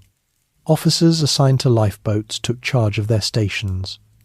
They organized crew, prepared davits, and instructed stewards. Each officer interpreted orders slightly differently, based on personal understanding and temperament. One instruction, women and children first, carried ambiguity. Did it mean only women and children? Or priority for them? Different officers answered differently, and this difference would shape outcomes. As the first boats were loaded, hesitation slowed the process. Passengers were reluctant to enter small boats suspended over dark water when the large ship beneath them appeared stable. Some refused outright. Others stepped back to wait. This reluctance frustrated crew members, who struggled to persuade people that leaving the ship was safer than remaining aboard. Without visible danger, the argument lacked force. Boats began to lower, partially filled. Officers made decisions in the moment, balancing speed against capacity. Waiting for boats to fill risked delay. Lowering them half-empty felt wasteful but expedient. The ship continued to sink slowly. Water advanced forward, compartment by compartment. The bow dipped further, though still subtly. The list remained minimal. The deck angle was not yet obvious to most. Below decks, conditions worsened. Flooded spaces forced crew members to retreat upward. Pumps ran continuously but could not keep pace. Engineers remained at their posts as long as possible, maintaining power and lighting. Their presence ensured that the ship remained illuminated and warm longer than expected. This extended calm, but also delayed awareness of seriousness. Wireless operators continued transmitting distress calls. Responses came in. The nearest ship capable of assistance was Carpathia, several hours away. Other ships were closer but did not respond effectively due to distance, misunderstanding, or inattention. This gap between call and rescue widened the stakes. The ship could not remain afloat long enough to await immediate help. Lifeboats became essential rather than supplementary. As time passed, the deck angle increased slightly. People began to notice that walking felt different. Objects no longer sat flat. This physical cue did more to communicate danger than any announcement. Crew members urged passengers more firmly now. Life jackets were insisted upon. More boats were launched. Still, the process remained uneven. Some passengers resisted separation from family members. In mixed groups, instructions to prioritize women and children created confusion and distress. Officers enforced rules as they understood them, sometimes strictly, sometimes flexibly. Third-class passengers reached the boat deck later, delayed by distance, barriers, and lack of information. When they arrived, many boats were already gone. The reality of limited capacity became unavoidable. The ship's bow dipped lower into the sea. Water reached the well deck forward. This sight altered perception decisively. What had felt like precaution now looked like necessity. As water advanced, the ship's trim increased. The forward decks were no longer usable. Lifeboat operations shifted aft. Time grew short. Throughout this period, the absence of dramatic noise or motion remained striking. The ship did not groan or shudder. It settled steadily, almost patiently, into the water. This steadiness worked against urgency. Humans are attuned to sudden change. Gradual change invites adjustment rather than alarm. Captain Smith faced decisions without precedent. He had never abandoned a ship before. No captain of a liner this size had. He relied on training that assumed assistance would arrive or damage would be contained. As lifeboats departed, the number remaining dwindled. Officers recognized that not everyone could be saved this way. The realization spread quietly, without announcement. Passengers who remained on board began to sense the narrowing of options. Some accepted it calmly, others searched for alternatives. There was no single response. The ship's designers had not envisioned this scenario. Neither had regulators. The gap between design assumptions and reality now became fatal. As midnight passed, Titanic crossed from manageable emergency into irreversible loss. The calculations had been correct. The water continued to rise. Realization came not as a sudden shock, but as a slow accumulation of evidence. Each boat launched, each foot of deck submerged. Each failed pump confirmed what Andrews had concluded earlier. The ship would sink. The only question left was how many would leave her before she did. Boats, orders, and human hesitation. As the reality of Titanic's conditions settled in, the work on deck took on a different character. What had begun as preparation now became execution under constraint. The ship was still upright enough to allow movement, but the margin for delay narrowed with each passing minute. The cold sharpened, the night deepened, and the lifeboats, few, exposed, and unforgiving, became the only means of escape. Officers took charge of individual boats, each bringing personal interpretation to the same broad instruction. Women and children first sounded clear in principle, Yet it left unanswered questions in practice. Did it mean women and children only, or women and children with priority? Did it apply uniformly, or could exceptions be made? The absence of a single explicit directive allowed discretion to fill the gap. Second Officer Lightoller enforced the rule strictly on the port side. He allowed no men into boats while women and children remained nearby, even if seats were empty. His approach reflected a rigid understanding of order and duty. Boats under his control were lowered with unused capacity rather than delay. First Officer Murdoch, working the starboard side, interpreted the instruction differently. He prioritized women and children, but allowed men to board if no women or children were immediately available. His approach aimed to maximize occupancy and speed. These differences were not the result of confusion or insubordination. They reflected professional judgment shaped by personality and training. In a system without detailed contingency plans, judgment filled the space. Crew members assigned to boats worked under pressure. Ropes had to be secured correctly. Davits had to be operated smoothly. A mistake could capsize a boat or jam equipment. Every action required care, even as time pressed. Passengers reacted in varied ways. Some stepped forward readily, accepting instructions without question.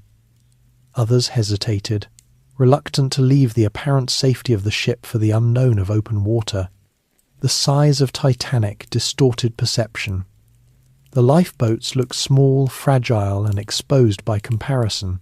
The height of the drop intensified fear. Boats were lowered from decks far above the waterline.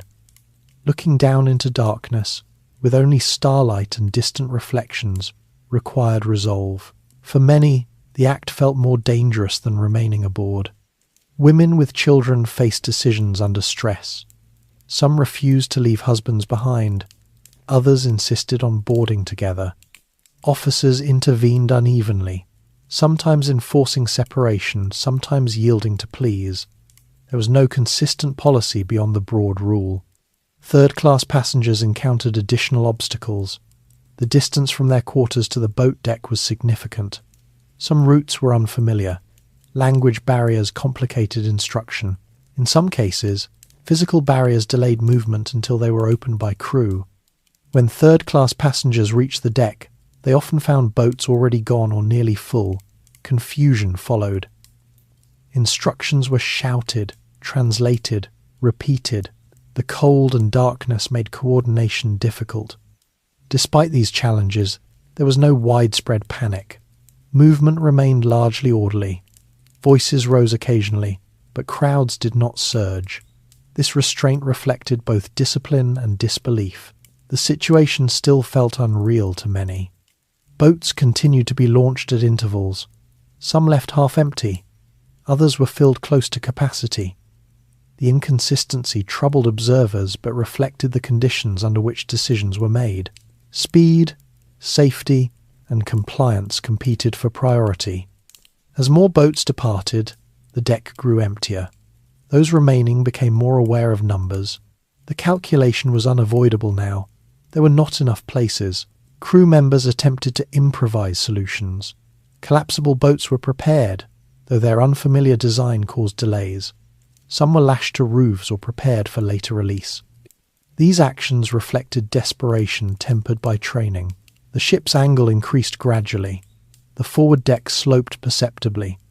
Water crept closer to passenger spaces.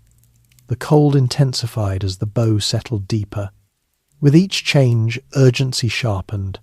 Passengers who had delayed now pressed forward. Officers enforced rules more firmly. The atmosphere shifted from calm compliance to constrained haste. Some passengers sought alternative survival strategies. They gathered on upper decks, hoping for rescue or a last-minute solution. Others searched for flotation, though such items were scarce. The band played on nearby, providing a steady background that softened edges without distracting attention. The music did not signal denial. It reinforced routine, offering familiarity in an unfamiliar moment. Wireless operators continued transmitting as long as power allowed. Signals went out into the dark, unanswered immediately. The knowledge that help was coming, but not soon enough, weighed heavily. Below decks, water advanced relentlessly. Compartments filled and overflowed. Stairways became impassable. Crew members retreated upward, closing doors behind them. The ship's internal geography changed, narrowing options. As the list increased, launching boats became more difficult. Davits were designed for level operation. Angles complicated lowering. Timing became critical. Officers recognized that only a few boats remained. Decisions now affected survival directly. There was no longer time to persuade reluctant passengers extensively. Commands became firmer. Some men attempted to board boats disguised or by force. They were stopped in most cases. Order was maintained, sometimes through physical restraint, more often through authority. Children were lifted into boats. Women followed. Faces reflected shock more than fear. Many believed they would be transferred to another ship shortly. Few grasped the full implications. As boats pulled away, occupants looked back at the illuminated ship. She still appeared whole, her lights bright against the dark sea. This image contradicted the necessity of abandonment. The gap between perception and reality widened further. Those in boats struggled to understand why they had been sent away. Those on deck struggled to accept that staying meant peril. The cold air numbed hands and faces. Breath fogged in the dark. The sea remained calm, indifferent. Crew members who had launched boats now faced a different reality. With fewer passengers to manage, they turned to assisting remaining efforts or preparing for the ship's final stages. Some sought their own survival. Others remained at posts, committed to duty. Captain Smith continued to oversee operations, moving between areas, offering direction where possible. His role narrowed as options disappeared. Authority could not create lifeboats where none existed. The last standard lifeboats were launched. Attention turned to collapsibles. These required special handling. One was lowered successfully. Another was washed from its position later, adding to chaos. As time ran out, the deck angle increased more noticeably. Walking required effort. Railings felt higher on one side, lower on the other. The ship's movement became harder to ignore. Passengers remaining on board gathered toward the stern, the highest remaining point. The forward sections were now close to water level. The ship's immense length emphasized the scale of change. The final moments of organized evacuation approached. There were no speeches, no announcements. People acted individually or in small groups, guided by instinct and observation. Hesitation persisted to the end. Some waited, hoping for instruction that would change reality. Others accepted the inevitable and sought the best available option, however limited. The boats pulled farther away, creating distance between survivors and the ship. That distance brought safety but also isolation. The cold water lay between them and the lights they had left behind. On deck the numbers dwindled. Those who remained now understood, if not fully then enough. The ship would not save them. The system that had governed Titanic so effectively in routine conditions now reached its limit. Orders could not overcome physics. Discipline could not create capacity. The evacuation phase closed not with a clear end, but with exhaustion. The boats were gone. The deck was slanted. The water was close. What remained was the ship itself and those still aboard, facing a future measured in minutes. Wireless calls and distant responses. As lifeboats pulled away from Titanic and the ship's situation grew increasingly irreversible, another struggle continued in parallel, one that unfolded not on deck or below the waterline, but through invisible waves of electrical signals sent out into the night. The wireless room, small and crowded with equipment, became a critical point of connection between the stricken ship and a world that remained frustratingly far away. Jack Phillips and Harold Bride, the Marconi wireless operators aboard Titanic, had already been working long hours before the collision. Passenger messages had kept the transmitter busy throughout the day and evening. Wireless work was demanding. requiring concentration, repetition, and physical endurance. Messages were sent in Morse code, each letter keyed by hand, each transmission subject to interference and fading. When the order came to send a distress signal, it did not arrive with ceremony. It was practical, direct, and urgent in its own way, but it followed established protocol. Phillips began transmitting CQD, the long-standing distress call recognized by ships equipped with wireless sets. Shortly afterward, he added the newer SOS signal, not yet universally adopted but increasingly understood. The messages went out repeatedly, sent into a darkness that concealed both distance and possibility. Titanic's wireless had considerable power for its time, capable of reaching ships hundreds of miles away under favourable conditions. Responses began to come in, confirming that the call had been heard. One of the first replies came from the RMS Carpathia, operated by the Cunard Line. She was approximately 58 miles away, too far to arrive quickly but close enough to offer hope. Her wireless operator acknowledged Titanic's distress and relayed the message to Captain Arthur Rostron, who responded immediately. Carpathia altered course and began making full speed toward Titanic's reported position. Boilers were pushed beyond normal limits. Heat and hot water were diverted to engines. Known essential services were shut down. The ship drove through ice fields in darkness, guided by wireless updates and lookouts stationed carefully. Rostron's response was decisive and urgent, but even at maximum speed, time remained an unyielding obstacle. Other ships responded as well, though their reactions varied. Some were too far away to assist meaningfully. Others misinterpreted messages or lacked precise information. Wireless technology allowed contact, but it did not guarantee coordination. One ship, the Californian, lay relatively close, possibly within 10 to 20 miles. However, her wireless operator had gone off duty for the night, and the ship did not receive Titanic's distress calls in time. The Californian's crew observed rockets in the distance, but did not interpret them as distress signals. This gap between observation and understanding would later become a focal point of investigation and controversy. The wireless room aboard Titanic grew increasingly crowded as officers and messengers arrived with updates and questions. Phillips and Bride worked continuously, transmitting position updates, acknowledging replies, and attempting to keep channels open. The equipment was not designed for prolonged emergency use. Heat built up, fatigue accumulated. As power began to falter elsewhere in the ship, the wireless remained operational longer than many expected.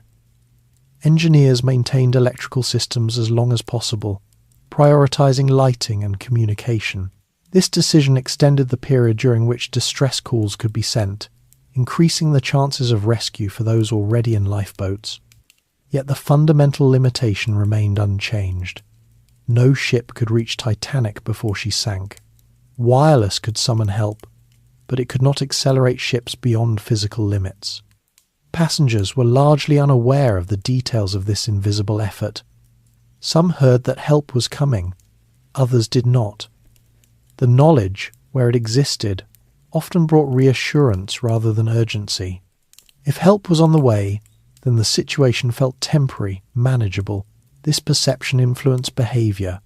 Some passengers delayed boarding boats, believing transfer to another ship would occur directly. Others hesitated to leave family members behind, assuming reunion would follow shortly. The delay between call and response stretched perception thin. Minutes passed. Boats departed. The ship settled lower. Yet the idea of imminent rescue persisted, sustained by the simple fact that signals had been sent and received. For the wireless operators, time compressed differently. They worked under constant pressure, aware that their role might directly influence survival outcomes. There was no room for reflection, only transmission. Messages were repeated to ensure clarity. Coordinates were sent again and again. As water advanced through the ship, orders came to prepare to abandon the wireless room. Phillips resisted at first, continuing to send calls until power began to fail and water encroached nearby. Bride assisted him, even after suffering injury during the chaos that followed. The wireless room fell silent before the ship did. Its work ended not because help had arrived, but because Titanic's capacity to speak to the world had reached its limit. Beyond the ship, responses continued to unfold. Carpathia pressed on through ice, guided by reports and intuition. Her crew prepared for survivors. Blankets gathered, medical stations arranged, hot drinks readied. They did not know what they would find. They only knew they were too late to save the ship itself. Other ships adjusted course, but distance made their efforts symbolic rather than effective. The North Atlantic remained wide. Wireless had reduced isolation, but not enough to overcome geography. The rockets fired from Titanic were seen by some vessels, misunderstood by others. Visual signals depended on interpretation. White flares were often used as celebration or communication. Distress rockets were supposed to be red. The ambiguity mattered. This misinterpretation was not ignorance. It reflected inconsistency in standards and training. The maritime world had not yet standardized distress signaling in a way that eliminated doubt. As Titanic's lights remained visible, the illusion of time persisted. Those watching from afar could not easily imagine that such a large, illuminated ship was dying. The scale distorted urgency. Investigations later would examine every message sent and received, every decision made or not made. Timelines would be reconstructed, responsibility debated. But in the moment, events moved according to imperfect systems operated by fallible humans under unprecedented conditions. Wireless communication, for all its promise, revealed its limitations. It extended awareness but not capability. It connected ships but did not coordinate them fully. It created hope but could not fulfill it in time. As the last signals faded and the ship's voice fell silent, the North Atlantic resumed its vast quiet. The calls had gone out, the answers were coming, but the distance between call and rescue remained fixed. The lifeboats drifted nearby, occupants listening to the fading sounds of the ship and watching her lights. They knew help was on the way. They did not yet know what that help would arrive to find. The wireless had done all it could. The rest would depend on time, temperature, and endurance. The ship tilts, time runs out. As the last wireless messages faded and the work of the lifeboats neared its end, Titanic entered a phase where physical change replaced procedure. Up to this point, decisions and actions had dominated events, orders given, boats launched, signals sent. Now, the ship itself began to dictate what was possible. Gravity, water, and time took control, and human influence narrowed with each minute. The most noticeable change was the angle of the deck. What had begun as a barely perceptible dip at the bow grew into a measurable slope. Walking forward required effort. Walking aft felt easier, almost assisted. Objects that had sat undisturbed now slid slowly across floors. Chairs shifted. Doors swung open or shut, depending on their orientation. These were quiet signals, but they were unmistakable. Passengers remaining aboard became acutely aware of these changes. The ship no longer felt neutral beneath their feet. Balance required attention. Handrails were used more frequently. People adjusted posture without conscious thought, responding to the altered geometry of the deck. Water advanced steadily, no longer hidden below. It reached the forward well deck and spilled over its edge. This sightwater, where there had been open space, communicated urgency more clearly than any instruction could. It marked a transition from abstraction to reality. Crew members redirected remaining passengers toward the stern, the highest remaining point. This movement was not orderly in the sense of lines or formations. It was guided by observation and instinct. People moved where the ship allowed them to move. The grand spaces that had defined Titanic's luxury changed character rapidly. Staircases that had once served as symbols of elegance became channels for retreat. Corridors lost their symmetry as the angle distorted perspective. The ship's interior, designed for stability, now revealed its vulnerability to asymmetry. Lighting remained on, though it flickered occasionally as power demands shifted. The The continued illumination preserved a sense of normalcy that no longer matched conditions. Faces were clearly visible. Expressions reflected confusion, resignation, and focus rather than panic. Below decks, conditions had deteriorated beyond use. Compartments were flooded fully. Stairways were blocked. The ship's internal boundaries, once orderly, now forced movement upward and aft. Crew members who had worked below retreated to upper levels, their duties complete. The engine rooms, still manned until recently, fell silent. Boilers were drowned. Machinery that had powered the ship across the ocean ceased operation. The absence of engine noise marked a significant shift. The ship was no longer travelling. It was settling. As the bow sank deeper, pressure increased on the ship's structure. The hull, designed to distribute stress evenly, now bore uneven loads. The stern rose gradually, lifting screws clear of the water. This change altered the ship's silhouette against the night sky. Passengers gathered near the stern railings, drawn there by the simple logic of elevation. The water was farther away. The deck felt less steep. There was room to stand. From this vantage point, the ship appeared divided. Forward, darkness and water dominated. Aft, light and relative dryness persisted. The contrast was stark and unsettling. Lifeboats that remained nearby drifted farther away, either by intention or current. Occupants watched silently. The distance grew, both physical and psychological. Those in boats felt the separation keenly, aware that return was no longer possible. The band continued playing for a time, its presence reinforcing routine in a moment when routine had lost relevance. The music did not deny reality. It softened its edges, offering familiarity amid disintegration. As the angle increased, moving became more difficult.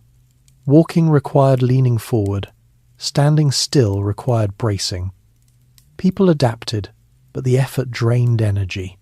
Water reached the base of the grand staircase. The site carried symbolic weight, though no one spoke of it. The staircase had represented order and luxury. Now it marked the boundary between what had been and what could no longer be used. The ship's trim continued to change.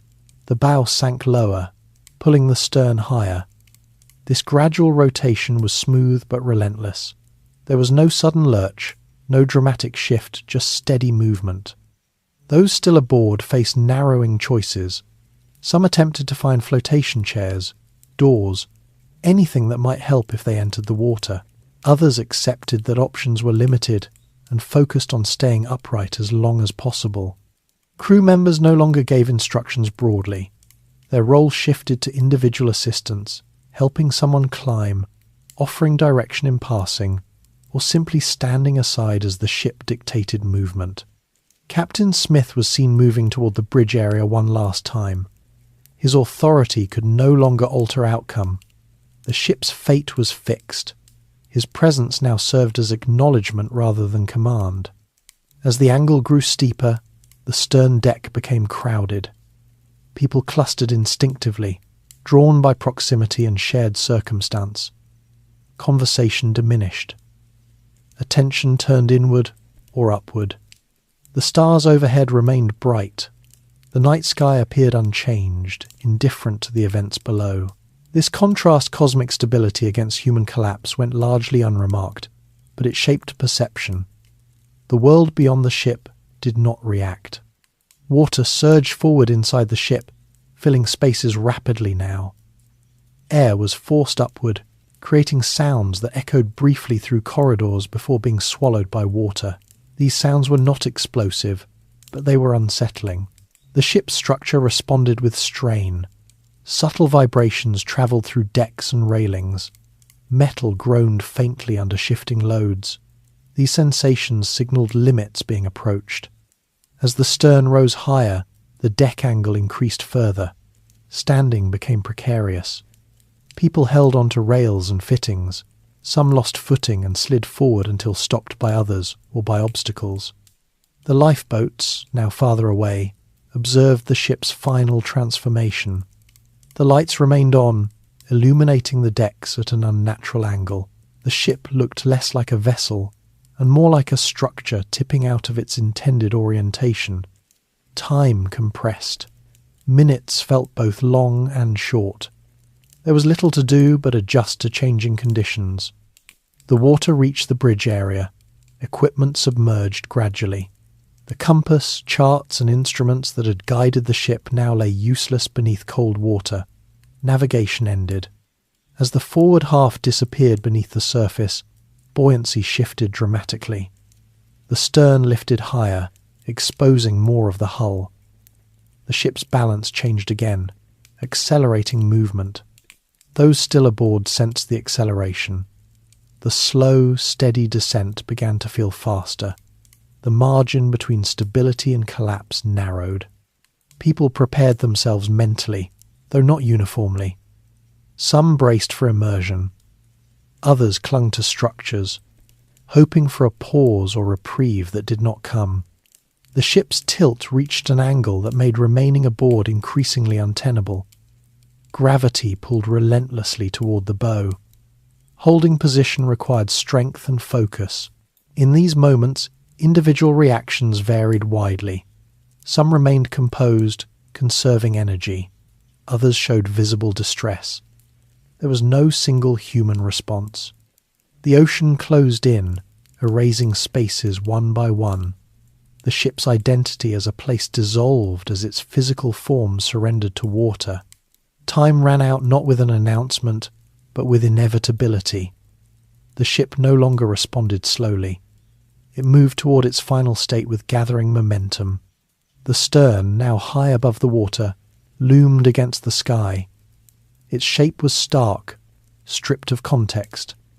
The sea waited below, dark and cold. This phase, the tilt, the narrowing options, the unmistakable approach of the end, marked the point where survival depended no longer on decisions, but on circumstance. Physics had assumed control. The systems that had governed Titanic from conception to collision had done all they could.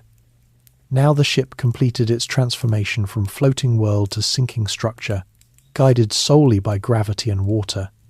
The remaining moments would not be defined by preparation or procedure, but by final movement that could no longer be delayed. In the water, in the boats. When Titanic disappeared beneath the surface, the event did not end. It changed form. The ship was gone, but its consequences spread outward across the water in widening circles. What followed unfolded not as a single scene, but as many simultaneous experiences. Some endured from within lifeboats, others fought moment by moment in the sea itself. Time, temperature, and distance now became the defining forces.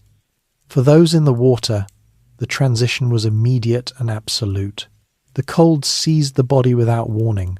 The temperature hovered near freezing, cold enough to overwhelm physical control in seconds. Breath caught involuntarily. Muscles tightened and lost coordination. Swimming, which might seem instinctive, became difficult almost at once. Arms and legs resisted command, responding sluggishly or not at all. The initial shock was the most dangerous phase. Those who gasped uncontrollably risked inhaling water. Panic, where it occurred, accelerated exhaustion. Even those who remained composed found their strength draining rapidly as the cold worked inward. The body's responses were physiological, not emotional. Survival depended on factors beyond will alone. Some individuals found temporary support on floating debris.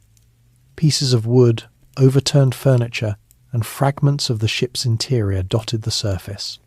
These objects offered partial relief, keeping heads above water, reducing effort, but they could not counter the cold. Exposure continued unabated.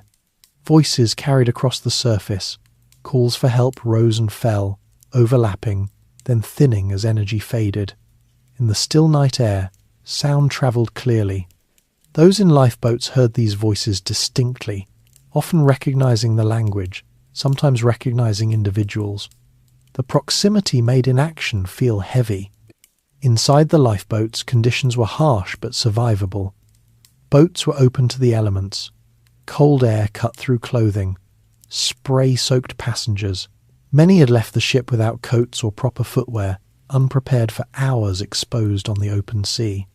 The boats varied in occupancy and leadership. Some were near capacity. Others had empty seats that now felt like burdens. Officers or crew in charge made decisions about rowing, positioning, and whether to return toward the sinking site. The fear of being swamped was real. A lifeboat could be overturned by sudden movement or excessive weight. Those in charge weighed the risk of returning against the certainty of capsizing. The cold water around them served as a constant reminder of what capsizing would mean.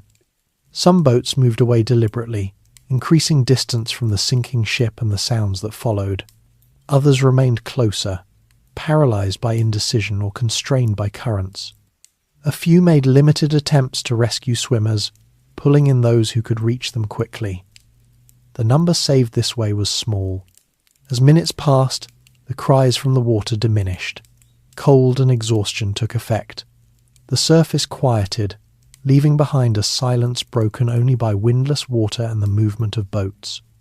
In the lifeboats, people reacted differently to this silence. Some felt relief, interpreting it as the end of danger. Others felt the weight of what it meant. The knowledge that many had died within reach but beyond rescue settled slowly and unevenly. The boats drifted, some loosely grouped, others isolated. There was little sense of orientation. Without landmarks, distance was difficult to judge. The stars overhead provided light but no guidance. The ocean offered no reference points. Passengers huddled together instinctively, sharing body heat where possible. Those with extra clothing covered those without. This cooperation emerged quietly, without instruction. Survival now depended on endurance and mutual support rather than hierarchy. Physical discomfort intensified. Cold numbed extremities. Stiffness set in. Shivering consumed energy. Thirst emerged unexpectedly, driven by dry air and stress. There was little to be done about it. Some boats had limited supplies. Biscuits, water, flares. These were rationed cautiously. There was no certainty about how long rescue would take. The memory of the ship's size distorted expectations. Some believed help would arrive soon. Others feared a long wait. Time passed unevenly. Without clocks or clear markers, minutes blurred into one another. The night felt endless. Conversation, where it occurred, was subdued. Many sat in silence, conserving energy. In some boats, leadership mattered greatly. Clear direction when to row, when to stop, how to distribute weight, improved stability and morale. In others, absence of leadership led to drifting and confusion. Outcomes varied accordingly. The cold continued to claim strength from those in the water. By the time lifeboats attempted to return in limited fashion, many swimmers were already beyond help. Bodies floated quietly, faces turned upward, movement gone. Those in boats who witnessed this carried the image with them. The contrast between the calm sea and the stillness of those floating was stark. The ocean appeared unchanged, its surface smooth, reflecting stars as if nothing had occurred. Gradually, attention turned outward again. Flares were discussed, signals were considered.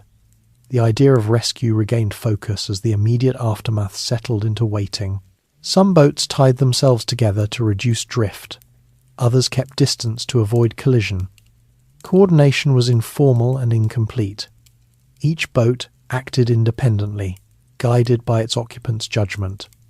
As the hours stretched on, fatigue deepened. Muscles cramped. Numbness spread. Maintaining alertness required effort. Some passengers dozed briefly, waking abruptly from cold or movement. The psychological shift from crisis to endurance was subtle. The adrenaline of evacuation faded, replaced by a heavy, persistent awareness of exposure. Survival became passive rather than active, dependent on holding on rather than acting. The water around the boats was littered with remnants of the ship. These fragments provided a tangible connection to what had been lost. People recognized items from cabins and decks, now reduced to floating objects. In the distance, the horizon remained empty. No lights appeared. The vastness of the ocean reasserted itself. The lifeboats felt small, fragile, and isolated. For those who had lost family members, the waiting carried a different weight. Separation that had been temporary now threatened to become permanent. Some searched the darkness for familiar faces. Others withdrew inward, conserving emotional energy as well as physical strength. As the night progressed, the cold intensified further. The absence of wind did not lessen the chill. Clothing froze stiff in places. Hands became clumsy. Simple tasks required concentration. Despite these conditions, most boats remained afloat and stable. The design, though basic, proved sufficient. The sea remained calm. Waves did not build. This calmness was one of the few mercies the night offered. The difference between those in boats and those who had been in the water became absolute. The line between survival and death had been drawn not by merit or preparation, but by timing and position. As dawn approached slowly, the blackness of the sky began to soften. The first hints of light appeared along the horizon, subtle and gradual. With light came visibility, and with visibility, understanding. The surface of the sea revealed what darkness had hidden. Bodies floated among debris. The scale of loss became clearer. Silence took on new meaning. Those in the boats absorbed this sight quietly. There were no outbursts. Exhaustion dulled reaction. The realization settled slowly, layered over fatigue and cold. The waiting was not yet over. Rescue had not arrived, but the worst had passed for those who remained afloat. The night had taken who it would take. In the water, survival had been measured in minutes. In the boats, it was now measured in hours. Endurance replaced urgency. The ocean, having accepted the ship and most of her passengers, lay calm again. The chaos of the final plunge had passed. What remained was aftermath quiet, cold, and unresolved. Those who survived this phase did so not because the sea had relented, but because circumstances had placed them just far enough from it. The difference was narrow, and it would never feel arbitrary to those who lived with it. The night continued to fade. Light increased. The boats waited. Carpathia arrives. The first indication that the night's long isolation would end did not come with sound, but with light. As dawn approached, a faint glow spread along the eastern horizon, separating sky from sea. The darkness that had concealed distance and detail began to lift, revealing a surface scattered with lifeboats, debris, and the quiet aftermath of the sinking. For those who had endured the night afloat, this gradual change carried meaning beyond visibility. It meant time had passed. It meant survival had extended long enough to allow for rescue. The lifeboats, dispersed unevenly across the area, began to orient themselves more deliberately. As daylight improved, oars were used again, not in urgency, but to reduce drift and bring boats closer together.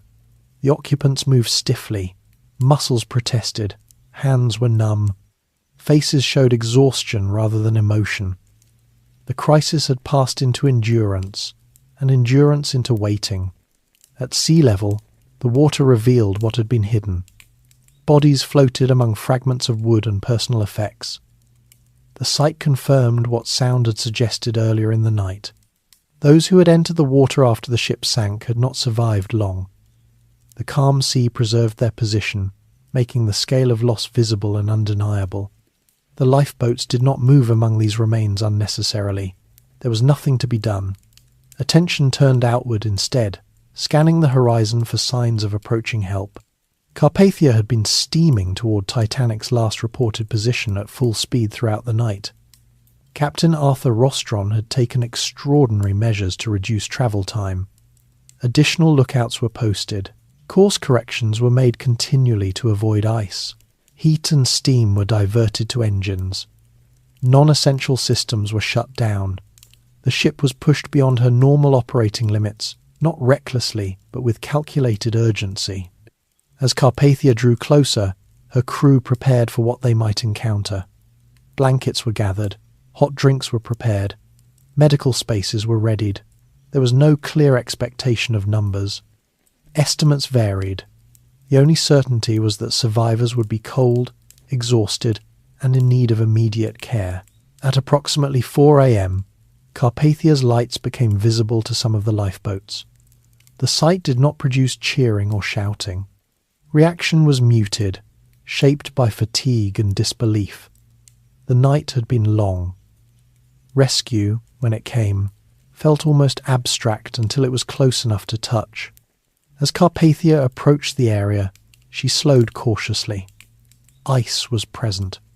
Debris littered the surface. The ship manoeuvred carefully to avoid collision with lifeboats or wreckage. Lookouts guided her movement with hand signals and shouted instructions. The first lifeboat was spotted and approached. Ropes were lowered. Survivors were assisted aboard. The process was slow and methodical. People were helped one by one, lifted over the side, supported as they crossed the threshold from open sea to solid deck. Many could not stand on their own. Cold and exhaustion had reduced strength. Crew members supported them physically, guiding them toward warmth. Blankets were wrapped around shoulders. Hot drinks were pressed into numb hands. These simple actions marked the transition from survival to recovery. As more lifeboats were brought alongside, the scale of the operation became clearer. One by one, boats were emptied. Each arrival added faces to Carpathia's decks, pale, quiet, stunned. Some searched for familiar figures.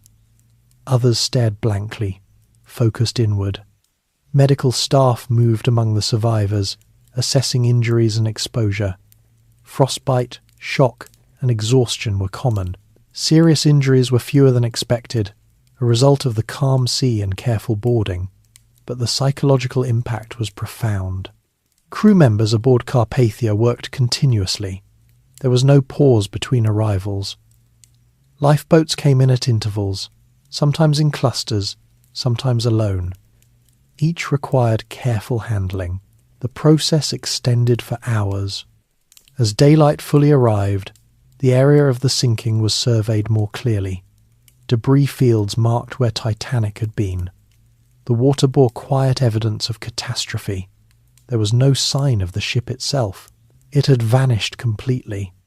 Carpathia's captain made the decision to search for additional survivors as long as practical.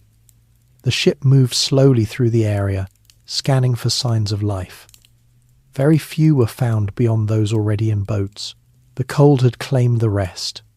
Once all lifeboats had been accounted for and emptied, Carpathia began the work of consolidation. Survivors were distributed among available spaces.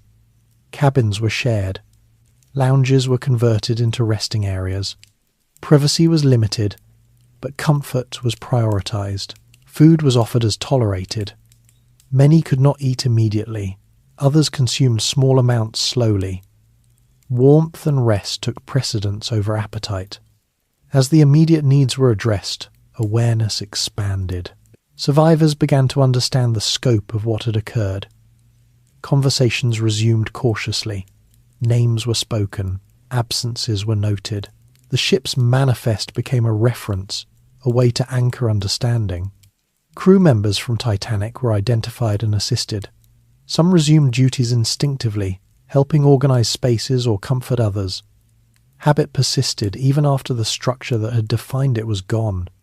Carpathia's wireless room resumed heavy activity. Messages were sent to inform authorities and companies of the rescue. News travelled rapidly now, far faster than it had during the night.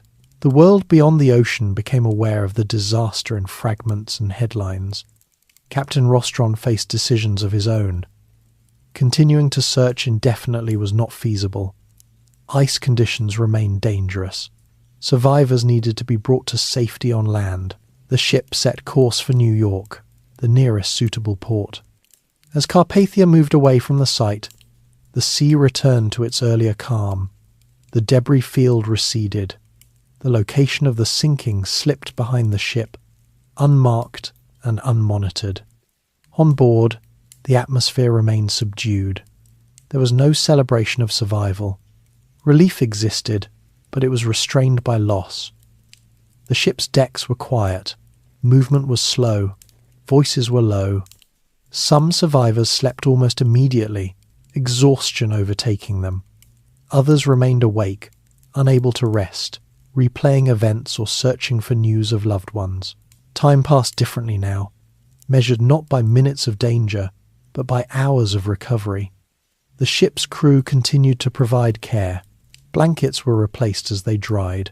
Hot drinks were replenished. Medical checks continued. These acts, repeated steadily, helped restore a sense of normality. As Carpathia steamed toward New York, the magnitude of the disaster became clearer. The number of survivors was counted, the number missing inferred.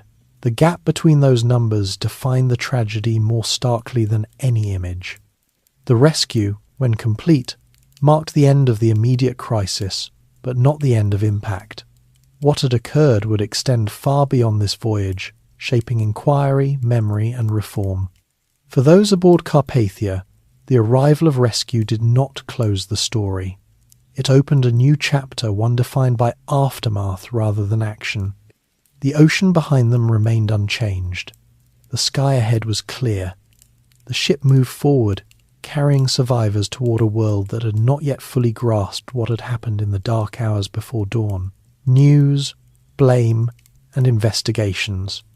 When Carpathia turned toward New York with survivors aboard, the disaster entered a new phase, one governed not by water and cold, but by information, interpretation, and accountability. What had happened in darkness and isolation now moved into public view, where meaning would be assigned through headlines, testimony, and institutional response. The transition from event to explanation was neither smooth nor unified. It unfolded unevenly, shaped by incomplete knowledge, shock, and the urgency to understand how a modern ship had been lost. Wireless messages sent from Carpathia began to reach shore well before the ship arrived. Early reports were fragmented and sometimes contradictory. Numbers of survivors varied. Details were sparse. The scale of loss was unclear. What was certain was that Titanic was gone. News agencies rushed to publish what they could. Initial headlines in some places mistakenly reported that Titanic had been damaged, but remained afloat, with passengers transferred safely. These errors reflected both the novelty of wireless reporting and the desire to reassure rather than alarm. Corrections followed as more reliable information emerged. By the time Carpathia approached New York, public understanding had shifted decisively. The loss of Titanic was no longer in doubt. Attention turned immediately to causes and responsibility. The question was not only what had happened, but how it could have happened at all. Crowds gathered at the docks waiting through rain and cold. Families searched for names. Reporters prepared questions. Officials coordinated arrivals. When Carpathia finally docked, survivors disembarked quietly, many wrapped in borrowed clothing, their expressions marked by exhaustion rather than drama. The arrival did not feel triumphant. It felt heavy. Survivors moved through crowds and cameras with limited awareness. Some were escorted by crew, others found their own way. The ship itself became a temporary refuge, shielding those aboard from immediate scrutiny. Within days, official inquiries began. In the United States, a Senate investigation convened rapidly. In Britain, a formal inquiry followed. These proceedings sought to reconstruct events, determine responsibility, and recommend changes. Their scope was broad, but their methods differed. The American inquiry moved quickly and publicly. Survivors, officers, and experts were called to testify. Proceedings were reported in detail by newspapers. The tone was urgent and sometimes accusatory. Senators asked pointed questions, seeking clarity and at times blame. The British inquiry proceeded more slowly and formally. It emphasized maritime practice and regulatory standards. Witnesses were examined methodically. The tone was restrained, reflecting a preference for measured analysis over confrontation. Testimony revealed the complexity of the disaster. Accounts varied. Memory proved unreliable under stress. Survivors described different experiences from different locations on the ship. Officers' interpretations of orders diverged. Timelines did not always align. The question of speed became central. Why had Titanic maintained her pace in an area known to contain ice? Officers explained that speed was considered normal in clear conditions, even with ice reports. Slowing down without visible danger was not standard practice. This explanation aligned with prevailing norms, though it conflicted with public expectation after the fact. The handling of ice warnings drew scrutiny. Messages had been received, some had not reached the bridge promptly. The lack of a centralized system for prioritizing navigational warnings became apparent. Wireless technology had advanced faster than procedures governing its use. The role of the nearby ship Californian became a focal point. Testimony examined why she had not responded to distress signals or investigated rockets seen in the distance. Explanations involved misunderstandings, assumptions, and the absence of a wireless operator on duty overnight. The episode highlighted gaps in protocol rather than deliberate neglect. Lifeboat capacity and usage were examined closely. Regulations had required a certain number of boats based on tonnage, not passenger count.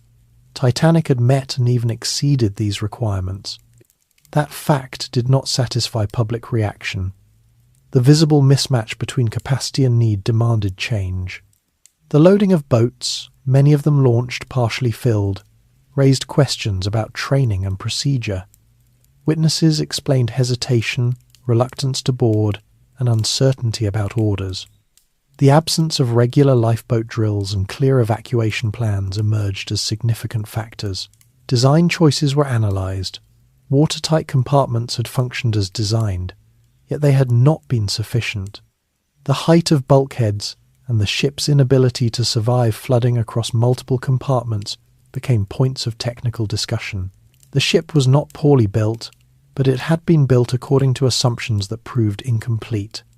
Responsibility proved difficult to assign cleanly. No single decision caused the sinking. No single individual controlled all outcomes. The disaster resulted from the convergence of design limits, operational practice, environmental conditions, and human judgment. Public reaction, however, often sought simpler explanations. Newspapers highlighted individuals, sometimes unfairly. Figures such as the ship's owner, officers and crew were scrutinized intensely. Narratives of heroism and failure emerged, shaped as much by storytelling needs as by evidence. Survivors faced this scrutiny unevenly. Some were sought out repeatedly by reporters, others withdrew entirely. Accounts were retold, sometimes altered by repetition and pressure. Memory became both evidence and burden. The inquiries produced recommendations rather than verdicts. These recommendations addressed multiple areas: lifeboat capacity, wireless operation, ice patrols, ship design, and crew training. The emphasis was on preventing recurrence rather than assigning punishment. One of the most significant outcomes was the establishment of continuous wireless watch on ships at sea. The idea that distress calls could go unheard due to staffing practices became unacceptable. Communication would henceforth be treated as essential, not auxiliary. Lifeboat regulations were revised to require capacity for all aboard. This change was direct and lasting. Ships would no longer rely on assumptions of transfer or partial evacuation.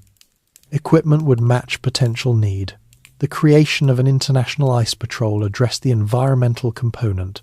Monitoring ice conditions and relaying information systematically reduced reliance on individual reports and judgment.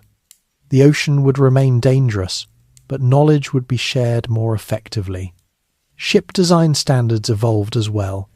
Bulkhead heights, hull construction, and compartmentalization were reconsidered. The goal was not invulnerability, but resilience beyond previously imagined scenarios. These reforms did not occur instantly, but Titanic accelerated them dramatically. What had been acceptable before the disaster became indefensible after it. The loss reshaped standards through the force of example. Public memory formed alongside regulation. Books, articles, and later films shaped how Titanic was understood. Some emphasized technical lessons, others focused on personal stories. The event became a reference point, invoked whenever progress appeared to have limits. For maritime professionals, the disaster altered assumptions. Experience remained valuable, but it would be tempered by systems designed to account for rare but catastrophic failure. Confidence would be recalibrated. For survivors, the investigations represented both closure and continuation. Testifying required revisiting the night in detail. Some found this process grounding, others found it exhausting. Life after Titanic diverged widely depending on circumstance and temperament. The ship itself remained on the ocean floor, unseen and unreachable at the time. Its absence became symbolic. The focus shifted to what remained above water: policy, memory, and change. As inquiries concluded, official attention moved on, but the impact persisted. Titanic entered public consciousness not simply as a disaster, but as a lesson. The narrative emphasized that modern systems, however advanced, remained subject to oversight and humility. The investigations did not answer every question. Some details remained contested, some decisions could not be reconstructed fully. But the broad outline was clear. The disaster was systemic, not singular. In this recognition lay the most lasting change. Titanic was no longer viewed as an isolated tragedy, but as a warning embedded in the history of progress. Its loss forced institutions to examine assumptions that had previously gone unchallenged. As the news cycle faded and reforms took hold, the story entered a quieter phase. It would resurface repeatedly in different forms, but its immediate work forcing accountability and reform had been done.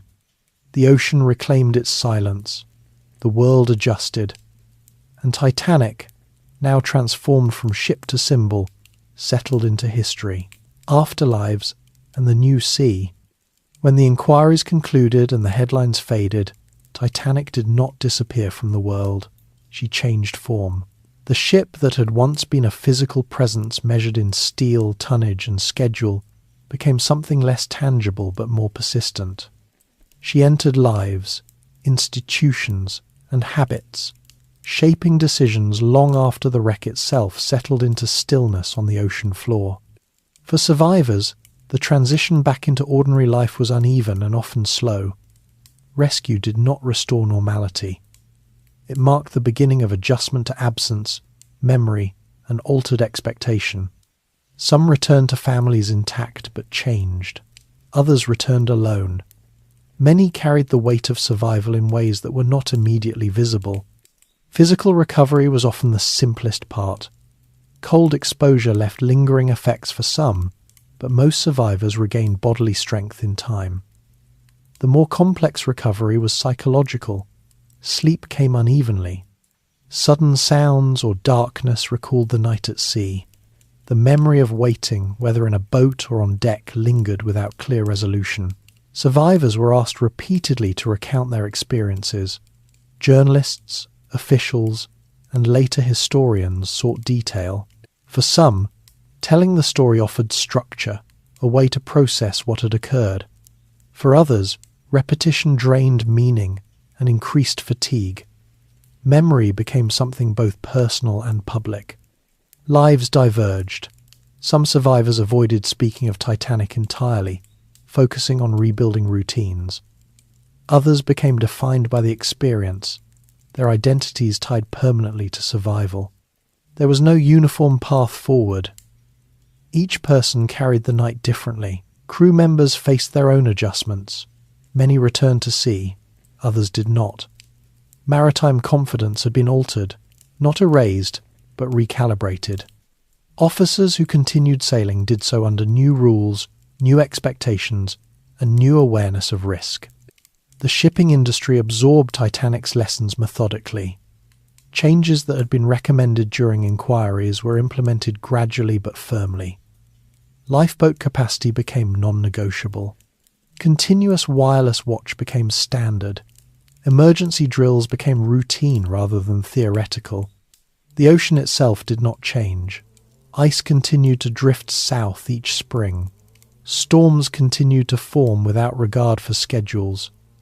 What changed was how humans approached that reality. The sea was no longer treated as fully mastered by size and speed. Caution regained institutional weight. International cooperation increased. Safety at sea became a shared responsibility rather than a competitive disadvantage. The idea that one ship's practices could affect many others gained traction. Titanic's loss helped formalize that understanding. Navigation culture shifted subtly. Experience remained respected, but it was no longer sufficient on its own. Procedures were written with edge cases in mind. Rare scenarios were no longer dismissed as implausible simply because they had not yet occurred. Design philosophy evolved. Engineers began accounting for compound failures rather than isolated ones. Systems were assessed not only for how they worked individually, but for how they interacted under stress. Titanic demonstrated that reliability in parts did not guarantee resilience in whole. Public memory shaped these changes indirectly. Titanic captured attention in a way few maritime disasters had before. The scale of loss, the contrast between expectation and outcome, and the symbolic timing on the eve of a world soon to be reshaped by war, gave the event lasting resonance. Books, articles, and later investigations revisited the sinking repeatedly. Each generation found different meaning in it. Early accounts emphasized heroism and technical failure. Later interpretations focused on systems, class, and institutional assumption. The story adapted without losing its core facts. The wreck itself remained inaccessible for decades. Its location was known approximately, but not precisely. This absence allowed imagination to fill gaps. Titanic existed more in narrative than in artifact, reinforcing her symbolic role. When the wreck was eventually located, it did not resolve debate. Instead, it added detailed confirmation of some theories, complication of others. The ship on the seabed appeared both familiar and altered, broken, yet recognizable. The discovery did not close the story, it extended it. For the families of those who did not survive, Titanic remained unfinished business. Loss without remains leaves questions unresolved. Memorials and anniversaries provided structure for remembrance, but not closure. Over time, Titanic's name became shorthand. It represented overconfidence, technological optimism, and the limits of control. These associations were not inherent in the ship herself. They were layered onto her through interpretation and repetition. In maritime training, Titanic became a case study rather than a cautionary tale alone. Inquiries emphasized not moral failure, but systemic vulnerability. This framing allowed lessons to be applied broadly rather than defensively. The ocean lanes grew busier. Ships grew larger still. Yet Titanic remained relevant. Each new advance carried implicit reference to her loss. Progress now included memory. The concept of safety evolved from compliance to anticipation. Titanic had complied with regulations of her time. That was no longer sufficient. Standards began to assume that compliance must be revisited continuously, not accepted as final. For historians, Titanic offered a rare convergence of documentation, testimony, and consequence. Few events produced such extensive records combined with such visible change. This made the sinking a benchmark against which later disasters would be measured. Public interest never vanished. Anniversaries renewed attention. New interpretations emerged.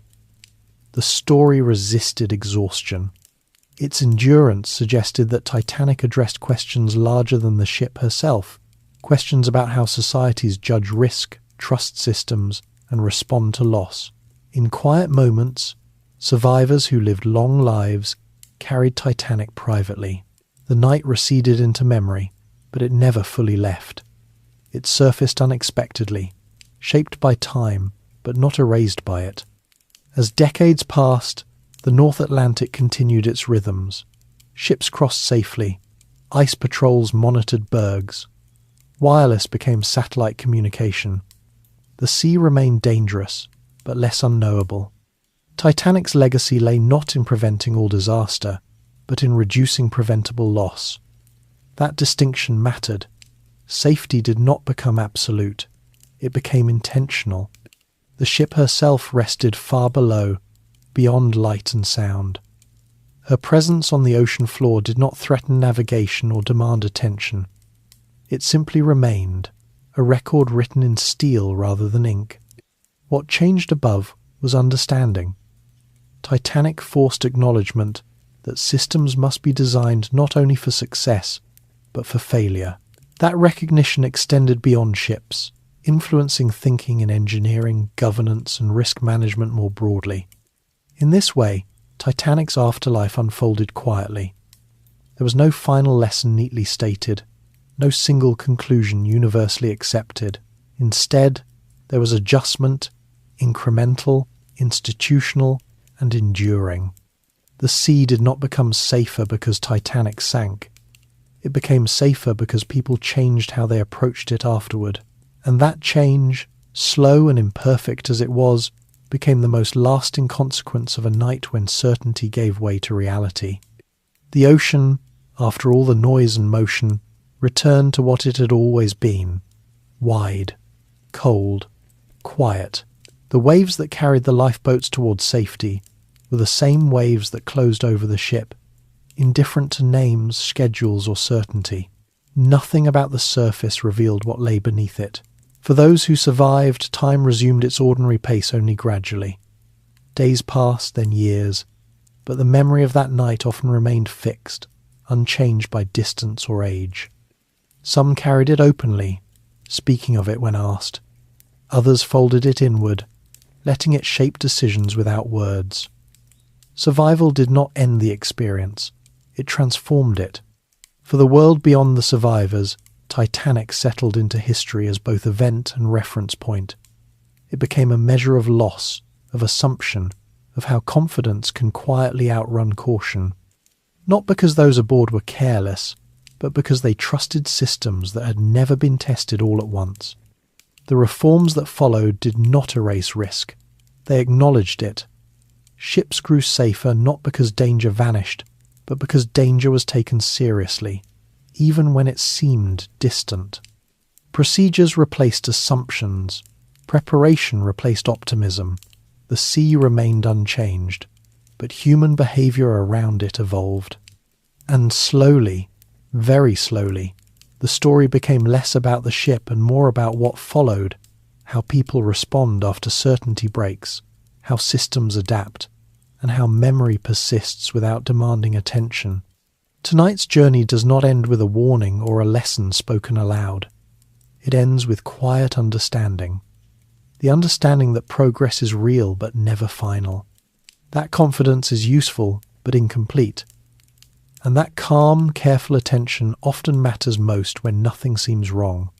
So now, as the night settles again around you, there is nothing left to do. The ocean has gone quiet. The lights are out. The waiting is over.